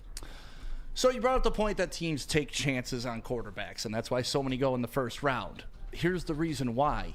You get a 5-year contract. Right. If you trade for Hendon Hooker now, who was a 3rd-round pick, only 2 years, you're going to get 2 years at best. At 8. Has Hendon Hooker done anything in the NFL to show you that he's better than a 3rd round, that to improve where we drafted him? Absolutely. What has he done? Just his body of work in college, which is all that we really have to take from, which is all that anybody else has to take from when you trade for a 2nd-round pick. Like, look at Cousins. Cousins got a chance to come in and play a few games, and then he got paid, all right? But this was a guy that was not considered to be an NBA or NFL caliber quarterback. They thought that it was a reach for the Redskins to take him in the 2nd round. We've seen him on the field during preseason, and he looked capable. In very, very limited reps, he's never gotten a chance to really show it. I know that there's at least a few scouts and teams that have had this guy high on their list since he left Tennessee as an injured, blown out ACL. But you will be lucky to get back what you paid for him. Yeah. Lucky. If you get a 3rd-round pick, that would be an incredible stroke of luck. And Anson, you're not totally off base. I do agree with the Tennessee. He would have been a higher pick, but that just wasn't the reality. You took him on damaged goods. You got him at the price that you got him at, and he hasn't really done anything in the NFL to warrant a high draft pick. There's other quarterbacks in the NFL that I'm sure other teams will pay for before they got to a Hendon Hooker, and another who thing, is an unknown. Another thing that's going to work against them is they just signed Teddy Bridgewater. Yeah, if I'm an NFL GM and I'm looking for my quarterback of the future, why would you go get another backup if this guy's worthy of being a starter? I don't think anybody in the league is looking at it like that. I think the majority of people are looking at that signing as adding an extra coach and adding a possible extra arm. We didn't see him, he wasn't activated this first week. Look, Sam Darnold was signed by the Vikings for $10 million a year as an absolute afterthought. But once again, a resume. I understand it wasn't the but best what resume. I'm talking about, the difference is if you get Hendon Hooker, Sam you Darnold get a was guy, also what, the number 2 overall pick, 3, and played for 3 different franchises before. So, I said, I understand it wasn't the best resume. But what I'm saying, though, is even to get a guy who was cast off as a bust, Sam Darnold, you have to pay $10 million. I mean, what are they paying Boyle right now? What are they paying some of these second and third round veteran quarterbacks to be a backup? But that's money. I get that you're you're talking not getting draft a 5-year capital deal, but you're getting 2 vet years minimums. of a young, big-armed, mobile quarterback who's making, $1 million a year? That has value. That absolutely has value. So I wouldn't be surprised. Just not third-round pick value. That's a high draft pick. Not priced at league minimum. I'm agreeing with you. Yeah. Well, listen, if the Lions do get what Anson's suggesting they get, I think that's a home run. That's a right? fleecing. It's a home run. That's a fleecing by Brad Holmes. We fleeced the hell out. Yeah. So I'm rooting for what Anson. If you think draft a it's guy in the possible. 3rd round and he sits on your bench for 2 years and he doesn't really produce behind an MVP candidate quarterback. that doesn't matter though. He's not getting on the field doesn't have experience. Matt Flynn. You going off preseason and college Matt tape. Flynn threw for 6 touchdowns in a game. Sure, and I'm telling you. But that's the thing. He performed in a game. That's what you're missing. I asked you what Hendon Hooker has done in the NFL. I heard your question. Okay, then what's the answer to what I've he's done already in? answered No, that. you answered All what right, he did in stop college. hitting me with the same question. You answered what he did in college. How many times have we seen non-proven quarterbacks get massive contracts and get massive trade Not amounts often. for them? Not often. Okay. I mean, who like It is you brought rare. up Matt Flynn. Did not Matt Flynn have a 6-touchdown game to end a season? Yes. Okay. Hendon Hooker has never had anything I'll close tell you to what, that performance. You give me 24 hours, and I will find a bevy of unproven quarterbacks that were either signed heavy or traded for with a lot of options. You'll get like the Chase Daniels of the world that were signing crazy All contracts. it doesn't takes happen is 2 or often. 3 teams that want this kid, and you get into a bidding war. How many quarterbacks above that quarterback 16 median are available out there? I just don't know what teams you're going to get in a bidding war. That's the Especially we thing. talking a 3rd-round pick. I'm like, I don't know. I understand what you're saying. I Giants. just don't.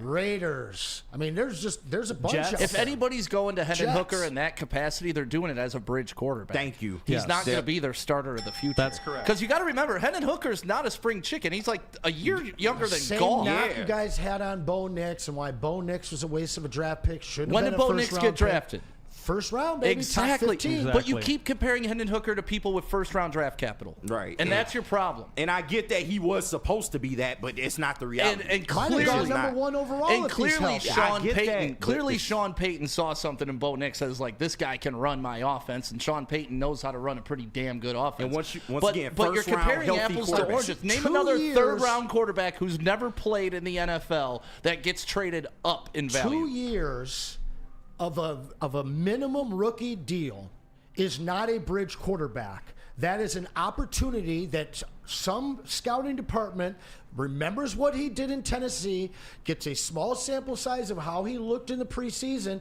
and remember, he had a fantastic preseason game. I know it's against lesser competition, but all that it takes is one scouting department that is still high on him and says, listen, we can spend our 1st-round top 10 pick capital on a quarterback. And you may not be as high on this quarterback class, but you've got a guy that has, and I know that everybody's so focused on getting the 21, 22-year-old prospects because of that ceiling that they have. But if you get a guy that comes from a culture and system of the Lions, where he's played for 2 years underneath Ben Johnson's system, learning from a Jared Goff, and you don't want to spend that capital to give up a 3rd-round pick to get a guy for this little, because honestly, there's no 3rd-round quarterback in this draft that is going to bring you back what a Hendon Hooker is, even if you get him 4 years. No, but You you just can have a answered your own 3rd-round question. edge rusher that could be a franchise player for your team. Answer, I agree with you. It's just it wouldn't be for a 3rd-round pick. I just really don't think there is a franchise that would take a chance on him, just not for that high of a capital. Anson You just said literally it. trading him back for what you trade him. Anson, you just answered your own question, and I don't think that you realize that you just did. There's only one team in the NFL I can think of right now that would possibly make a deal with a high enough, value for the Lions to get some capital back, and that's the Tennessee Titans. He played in Tennessee. The Tennessee Titans would totally use him to back up Bryce.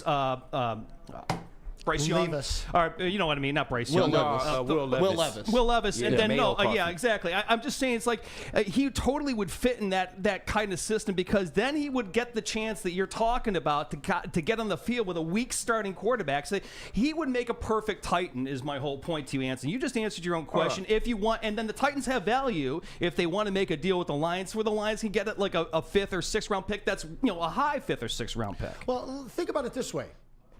Where would the Bears be right now if they used their first-round capital, maybe even traded down a little bit because they don't take Caleb and they get some extra picks, and they use that 3rd rounder to bring in Hendon Hooker, who can be a bridge to your quarterback if he fails, or possibly the quarterback of the future? So here's something I need to ask you in order to get some context of where your brain's at on what you think of Hendon Hooker. If he's a starting quarterback in the NFL, where are you rating him? Right. I mean, I'm not going to rate him because I know you're getting back to he doesn't have any film. No, I'm not. I'm literally asking you because you're saying the Bears should do this. They would have a better situation. Okay, so how good do you think Hendon Hooker is? Is he a top 10? Is he top 20? Is he lower third? Certainly a possibility that in his 3rd year, if he was given control of a team, that he could be anywhere between a 12 and 24 quarterback in this league. Now, is there the possibility of him being bad? I mean, look, Michael Penix, everybody's all over this kid, and he's got 2 outings, he's got 1 touchdown, Now, does he have an opportunity to get better? He's older. He honestly is so similar to me when I look at their film to Hendon Hooker. No. I know you're a big Penix guy, but look at their college Penix film. is a lot more mobile than Hooker has ever been. I got a perfect You example. think Penix is more mobile than Hooker?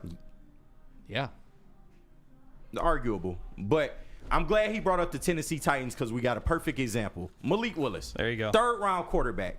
He was traded to the Green Bay Packers, and he had a little bit more game tape than what Hendon Hooker has right now. He was bottom of the league awful. I understand, but once again, he had a little bit more game tape than what Hendon Hooker has right now. He was traded for a comparable, KG. He was this is a guy that was talked about being a 1st-round pick and then slid 2 rounds, not because of injury, but because of ability. I mean, it was all out of ability. Even still, it's the same comparable. It's not, man. It's not, because Malik Willis, everybody said he can't read a defense.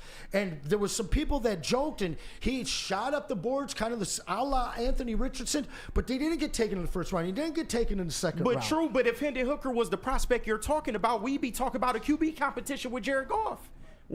And I do understand. Wait a second. Like you didn't talk about a QB competition with Jordan Love and Aaron Rodgers. You didn't talk about a QB competition between Aaron Rodgers and Brett Favre. But they weren't the same age. Yeah. This is so that's the thing. Aaron Rodgers was a 1st round These are so similar, Aaron man. Rodgers was a 1st round pick. Brett Jordan Favre Love was a 1st round pick. The future guy that they Hendon traded Hooker for. would have been too if he wasn't injured. But there's a lot of ifs in what And you're the saying. Lions didn't draft him to essentially take the franchise after Jared Goff is the bridge. So, but I get, like I said, you're not necessarily wrong. It just won't be for that high. Listen, in theory, if there's GMs out there like Anson that are willing to give us a 2nd round pick for Hendon Hooker, feel free. Please. Stop comparing me to those, because I've over and over said that there are a handful of stupid franchises that would do this. Am I? No. But you're believing he's worth that value. I'm believing that someone will pay that value. Right. So you think he's worth that value? To some teams. Not to me. And not to me. So stop calling me that I'm stupid enough to go out and do this. I look at the teams out there and so you're arguing about something that you wouldn't do, but you're expecting others to do. Do I need to say that yes 4 more times that's what I'm arguing? I'm just asking. That's absolutely what I'm arguing. All right, we beating a mute point at this point. This is the same guy that told me I threw away my entire team and wouldn't make the playoffs in fantasy 2 times. And who beat your ass in the 1st round? Who? Do we just have who got a better draft pick this year? Me or you? Because we both didn't win a championship, so what does it matter? I won. So we got your team is an absolute mess. You but you embarrassed yourself this year. We have been stressing me out, man. Lions game day coming up this Sunday. Woodward and Maine, 8 to 9 a.m. on Sunday mornings. And we continue to talk over Anson. This guy knows he's losing the Hendon Hooker argument, so he goes to fantasy football. All right, go ahead, Pete. Oh, boy, I'm telling you guys, it's getting really intense over here. Lions game day Every coming time up with this these Sunday. guys. This is the most important Lions game day in their entire franchise history, and you out there, we need you to be a part of it. Woodward in Maine is going to get you started on Sunday at 8 to 9 a.m. right here from Woodward Sports. The great Terry Foster and the great Matthew Broder will have the Lions preview show, the Woodward in Maine show, getting ready for Lions hosting the Vikings coming up for SNF. And then live from the second best bar, 10 to noon, it's the New Holland Brewing Company Lions pregame show with the great Sean Baldinger and the even greater Neil Rule, as they will get you ready for the intense breakdowns, everything you need to watch for in the game. We got the parlay for you as well. That is the New Holland Brewing Company Lions pregame show coming up this Sunday, live from the second best bar, 10 to noon. Brought to you by the New Holland Brewing Company, Tangerine Space Machine, Tullamore Dew Irish Whiskey, Sabbath Coffee Roasters, and 1,800 tequila. And then Anson, what follows all that? You guys already know it's that post-game show and the watch party. You know where to be. 21 and Hayes. Listen, we are packed already, so make sure you get on the horn. Give them a call. Reserve your table. The pizza is fire. The food is fantastic, and there is no better venue in Metro Detroit to catch a sporting game. And we know this has never been a regular season game like this. So make sure you come out and join us. Hey Social, Sunday night, watch party and the postgame show, brought to you by the New Holland Brewing Company. No one gives away more cash and prizes than Woodward Sports. You don't believe us? Here's our latest $10,000 winner. You know, you guys posted, hey, if you guess all this stuff right, we'll give it's $10,000. I'm like, okay, well, why the hell not? And the winning doesn't stop there. How about our Outkick Your Coverage winner? How do you think you won? We got This guy's got a hot girl. Bigger prizes, bigger giveaways, cash, merch, tickets, and more. All from the biggest sports network in Detroit. No one does it bigger and better than Woodward Sports. Make sure you're following, liking, subscribing on Instagram, Facebook, X, and YouTube for your chances to share in the winning. From Detroit's #1 sports network, Woodward Sports. Stop searching for a vehicle and start finding one. Les Stanford Chevrolet Cadillac makes it easy. We harness the power of multiple dealerships and own the biggest selection of GM brands in the area to get you the car you need. With the Les Stanford Group, you'll have access to 4 different dealerships, providing you with more makes, more models, and more choices. We're connected to more than 1,000 vehicles. And with so many high-quality CPO vehicles available, you'll find new car quality at pre-owned prices. You can start and end your search at lesstanford.com today. A network for the city, by the city. Woodward Sports is Detroit sports. How do people feel about getting a Planet Fitness membership for $15 a month? How do they like working out in a clean and spacious gym that's filled with equipment for every workout? And how about free fitness training in the judgment-free zone that leaves them feeling energized all day long? Join Planet Fitness today with the free PF app, online or in club, and start getting that big fitness energy for $15 a month.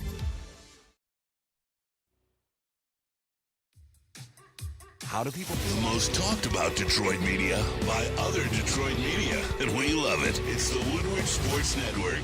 Walk into any Lady Jane's Haircuts for Men today. Open 7 days a week. Sit back, relax, and enjoy precision haircut, scalp massage, hot leather neck shave, and hot towel treatment from one of our talented stylists. Step up your game this season and take advantage of our $20 haircut special. Scan the QR code and get your coupon today. Lady Jane's Haircuts for Men, the ultimate haircut experience. Open 7 days a week. Walk-ins always welcome. Lady Jane's Haircuts for Men, it's wicked awesome. Love Woodward Sports? Love wearing clothes? Then you should be wearing Woodward Sports clothes. Check out our full line of merch at woodwardsports.com. Just click on Shop. We have all your favorite designs, like Dan Campbell kneecaps, Woodward Golf, and of course, our own logoed out merchandise. Men, women, infants, kids, all love Woodward Sports. Impress your friends. Impress your boss. Impress your dog. Buy Woodward Sports merch today. Is that an octopus in your pants, or are you just happy to see me? See what I did there? Go Red Wings! From Octopi Experts Woodward Sports. Soroki's Crispy Chicken and Pizza. They're popping up everywhere. Grand openings happening all over town, so make sure you check them out near you. Those signature wings, they're only here for a limited time, so make sure you step on in and get those lemon pepper wings. Those are my favorite. Real fan favorite, Soroki's Crispy Chicken and Pizza. And then, of course, after you finish stuffing your face, head to Planet Fitness and work off some of those calories. Even though I'm not judging you, you just feel better when you work out a little bit. 50 Metro Detroit locations. Planet Fitness got them near you. And while you're there, sign up for the Black Card. Get that tanning and massage for free as well.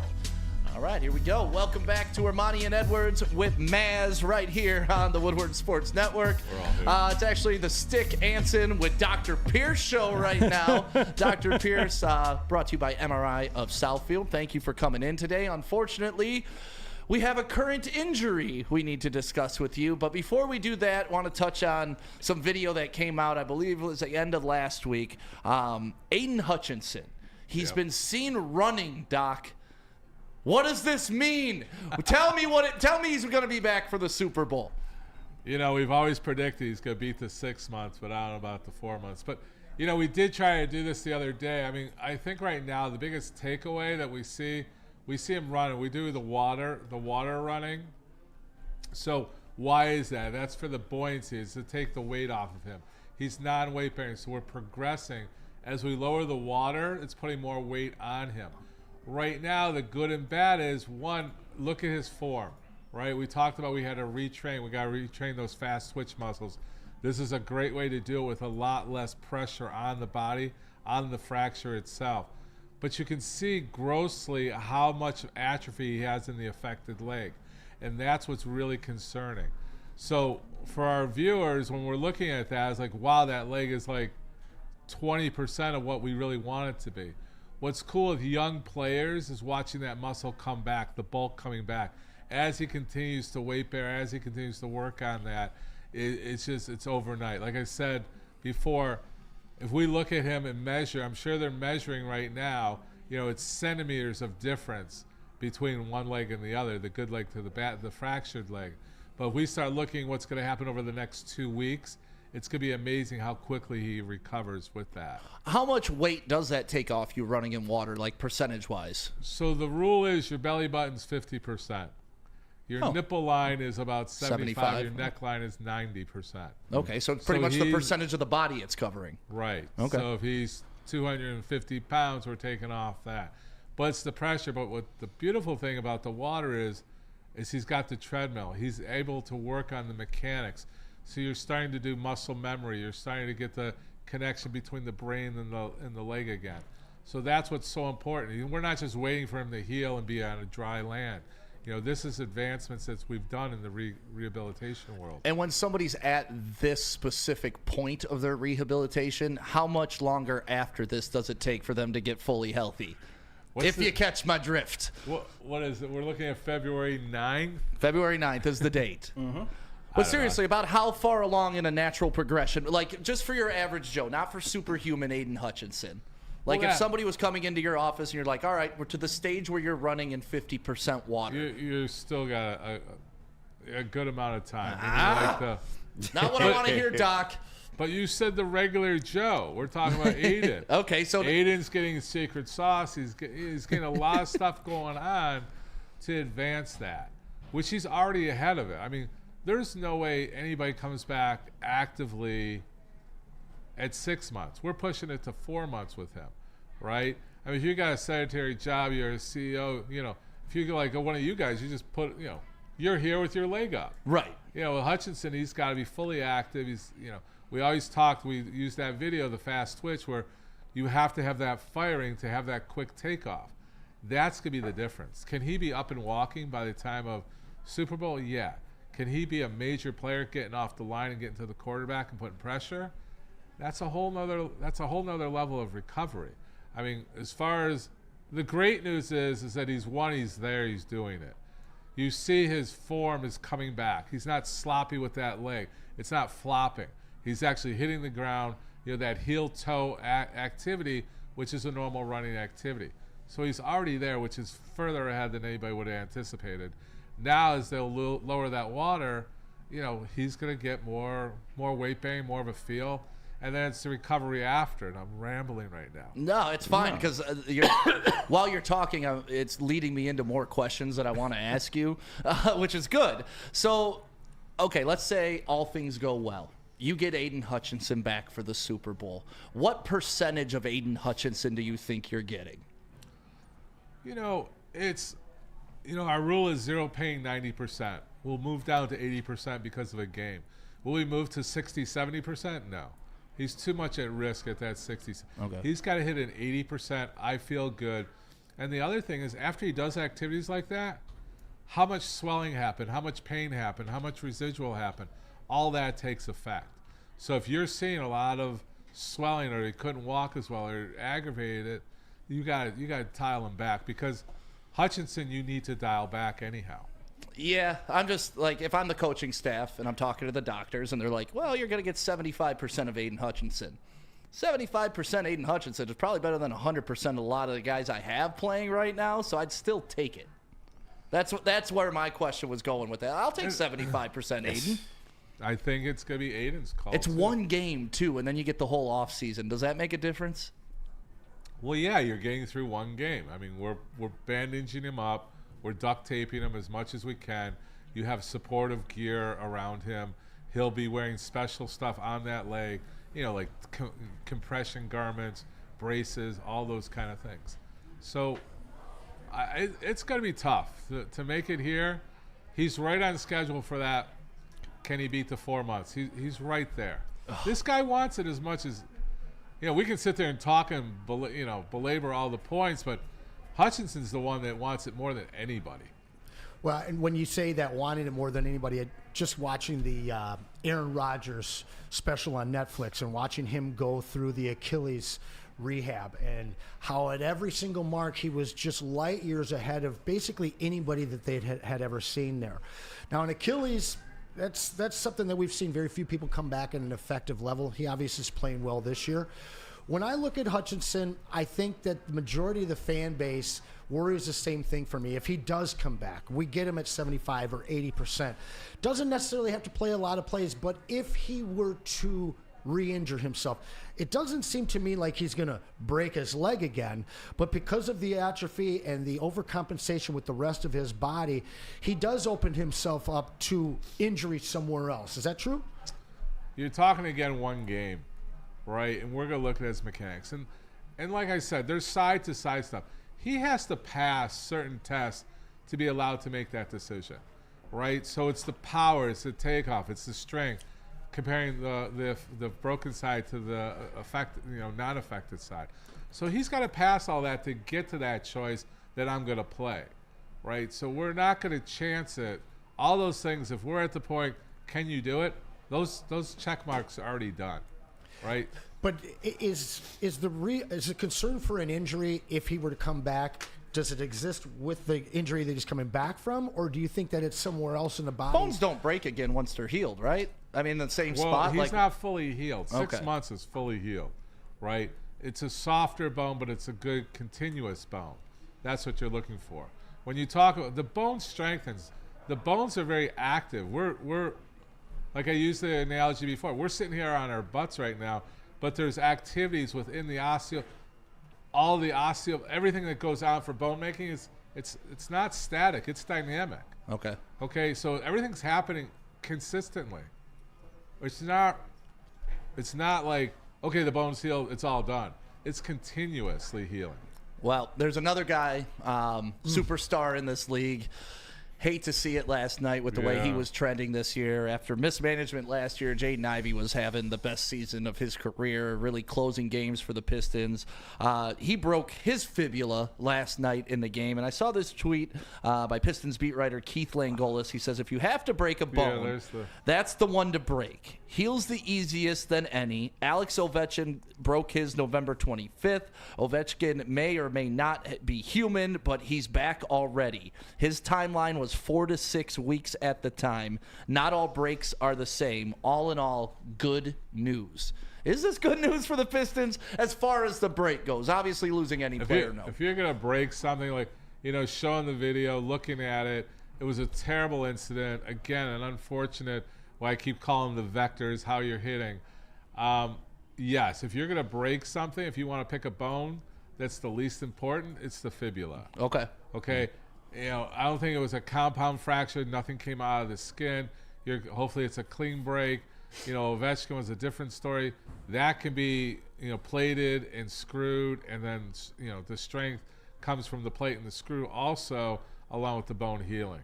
But, I mean, we're looking at it for him to recover 4 to 6 weeks is probably pushing it. We'll see what's going on. But he'll be in the water. He'll be doing stuff prematurely. He'll get some of that secret sauce too. Yeah, you're looking at a 4 to 6 week time frame with that.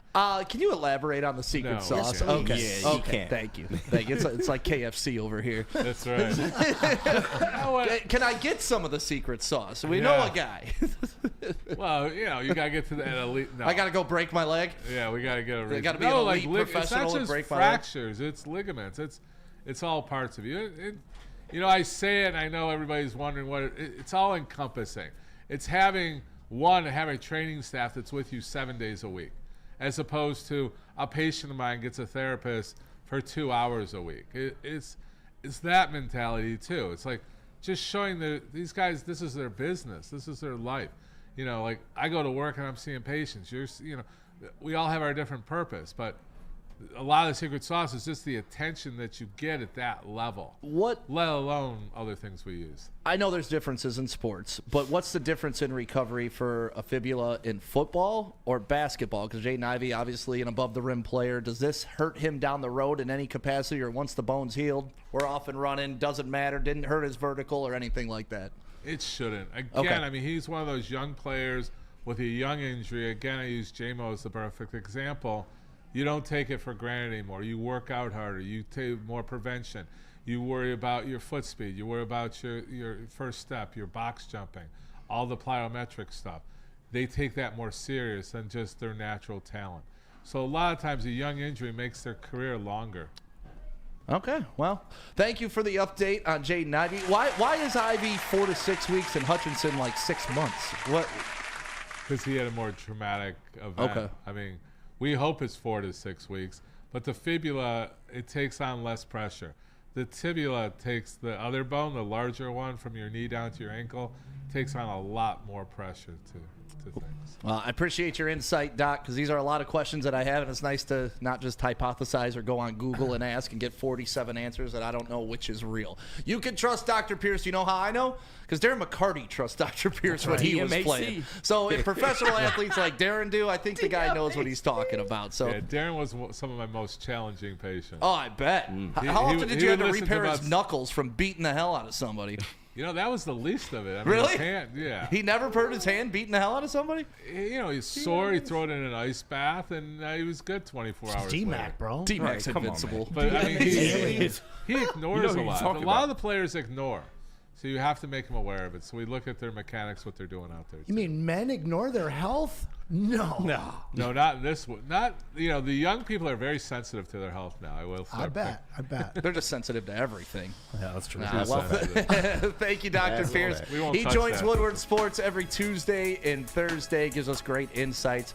Thank goodness we don't have any new Lions injuries to talk about. Right. 2 weeks in a row, so that's nice. But unfortunately, we had to cover the Jaden Ivey thing. So we will see you next Tuesday, unless anything breaking happens. Of course, we want you to hop on anytime. All right, guys, have a great time. We'll see you on Sunday. We got through 2 weeks without a new injury. We were so excited the start of this week, and Jaden, damn. Yeah, that's a big blow, too, to the Pistons. We're going to talk about the Detroit Pistons coming up next. But first, let me tell you about Caesars. No, I'm going to tell you about Caesars. Come on, Pete. Tell me how to get 1,000. Well, we already had a question in the chat earlier today about where you can open up your brand new Caesars Sportsbook account.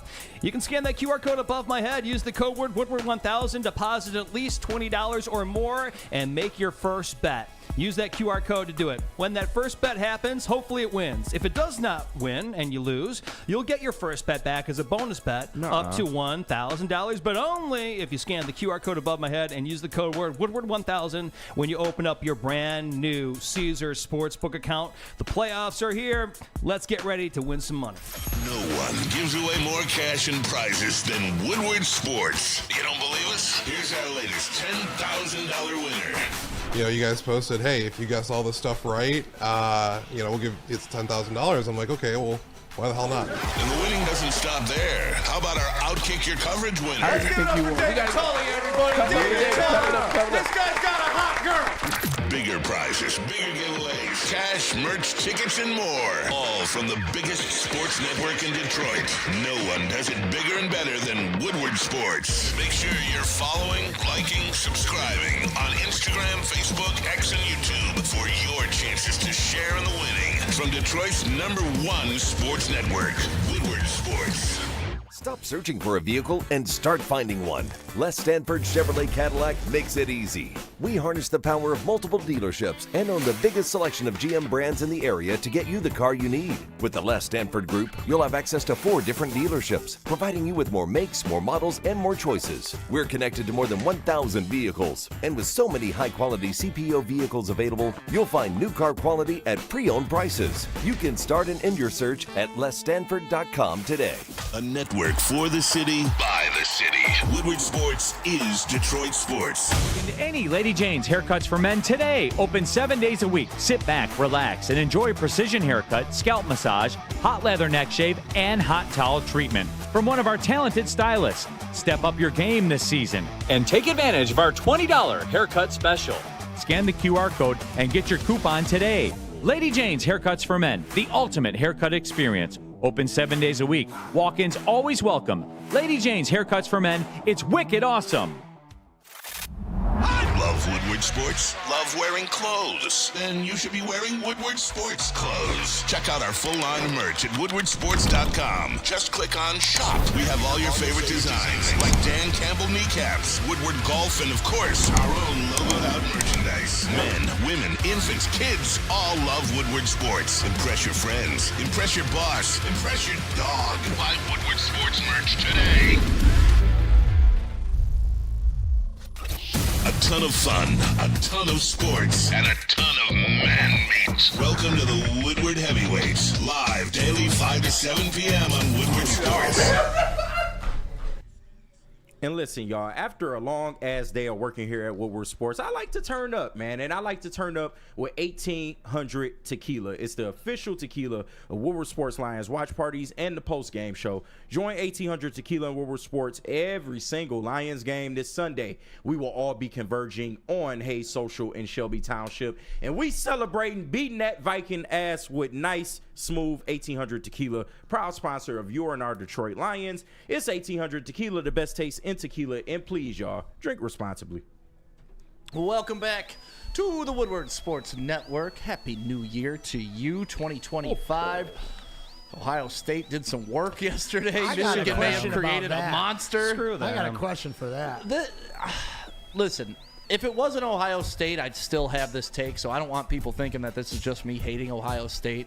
But this new playoff is now going to ruin the regular season of college football. Because what Oregon did, go undefeated, to get knocked out by a team with 2 losses, and they're going to go win the national championship potentially, even though, like, I mean, so it's kind of like real professional football now? Yeah, I guess. I got no problems with it.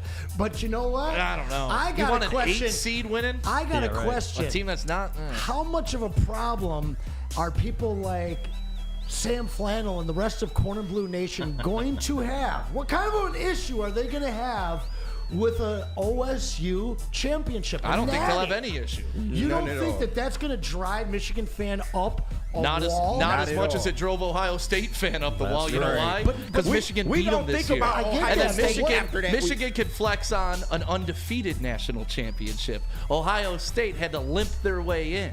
I think it's going to bother them a lot more than you're letting on. Not really. I don't know. I'm not a Michigan guy. I can't speak for them. I just know, observing the fan bases, Michigan got their natty. They beat Ohio State 3 years in a row.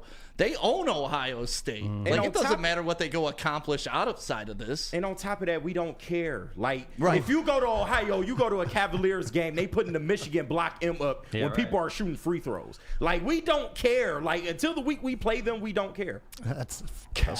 Good point. No, it's not cap at all. It is such cap. That is not cap at all. What I'm going to get mad for? We got our natty. That is you act like we ain't never won a natty. Excited, man. Listen, if OSU wins a natty, Michigan is going to be complete because that's the one thing that Michigan. Why we beat them? Yeah, that's why the are you thing. so upset? Why are you so upset? He's not upset. He's pointing out to you that they beat him, Anson. I know, and that's what you guys are going to be hanging your hat on. Yeah, that's what you do hang your hat on when you win. Y'all clearly not upset.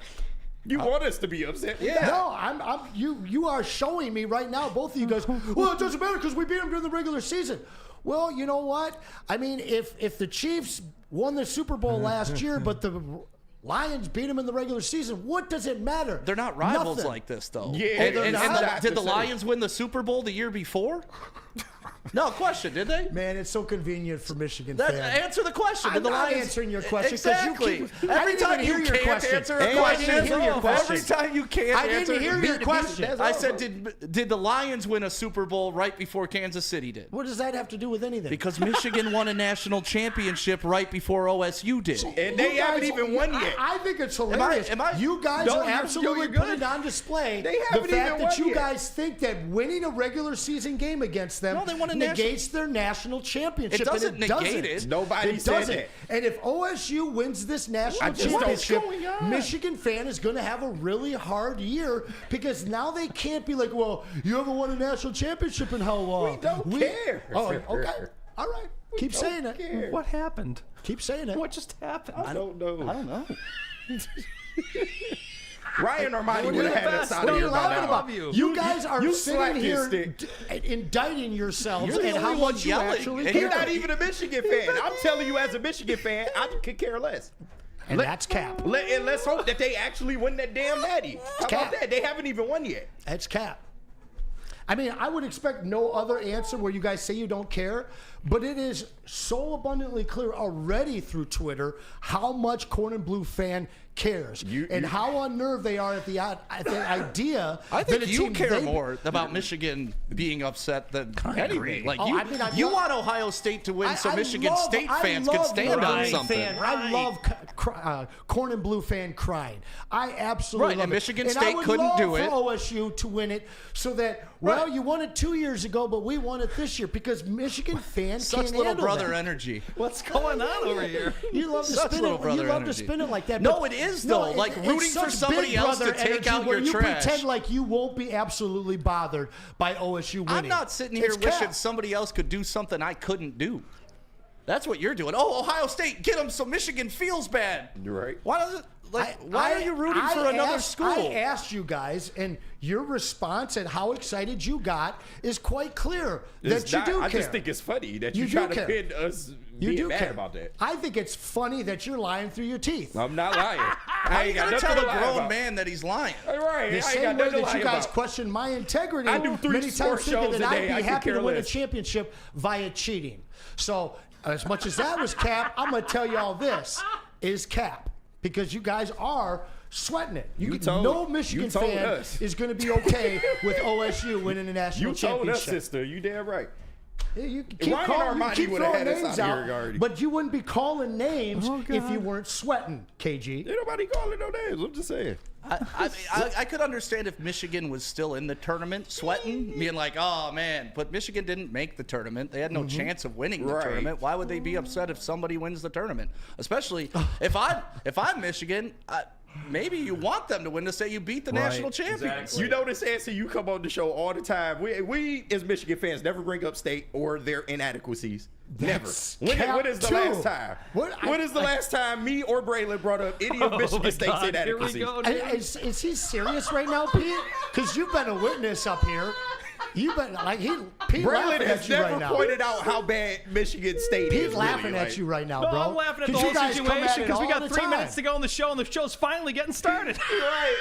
Oh man. The delusion of Corn and Blue fan I earned this pizza display. today. I earned this. All right. Well, see you later. Par for the course.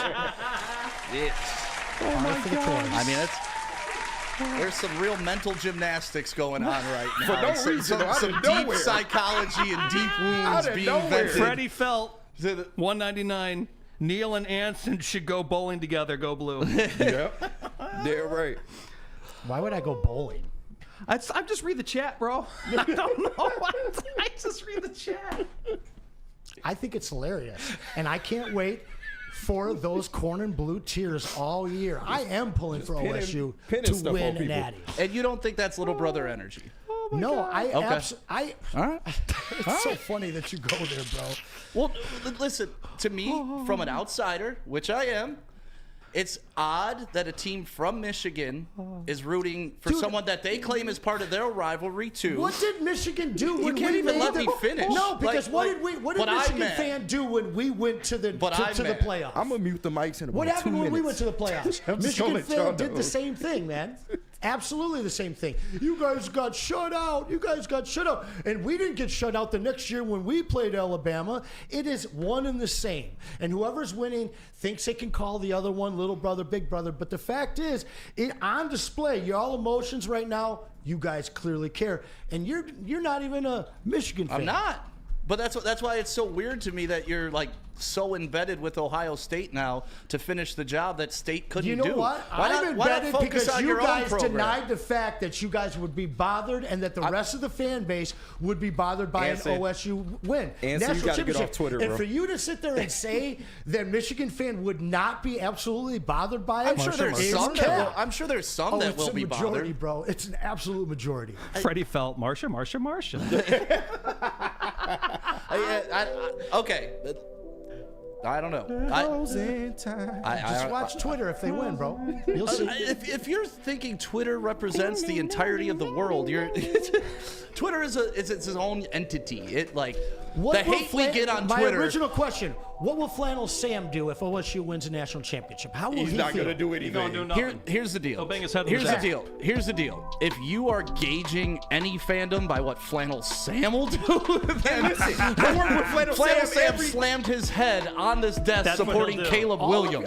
Caleb Williams. I got to stand up for Flannel. He wouldn't care either. Okay. Our season's over. Why would we care? Yeah, I don't know. The mature thing is if I can't control it, why would I offense to care? even compete in the playoff. Why would we care about the playoffs, dog?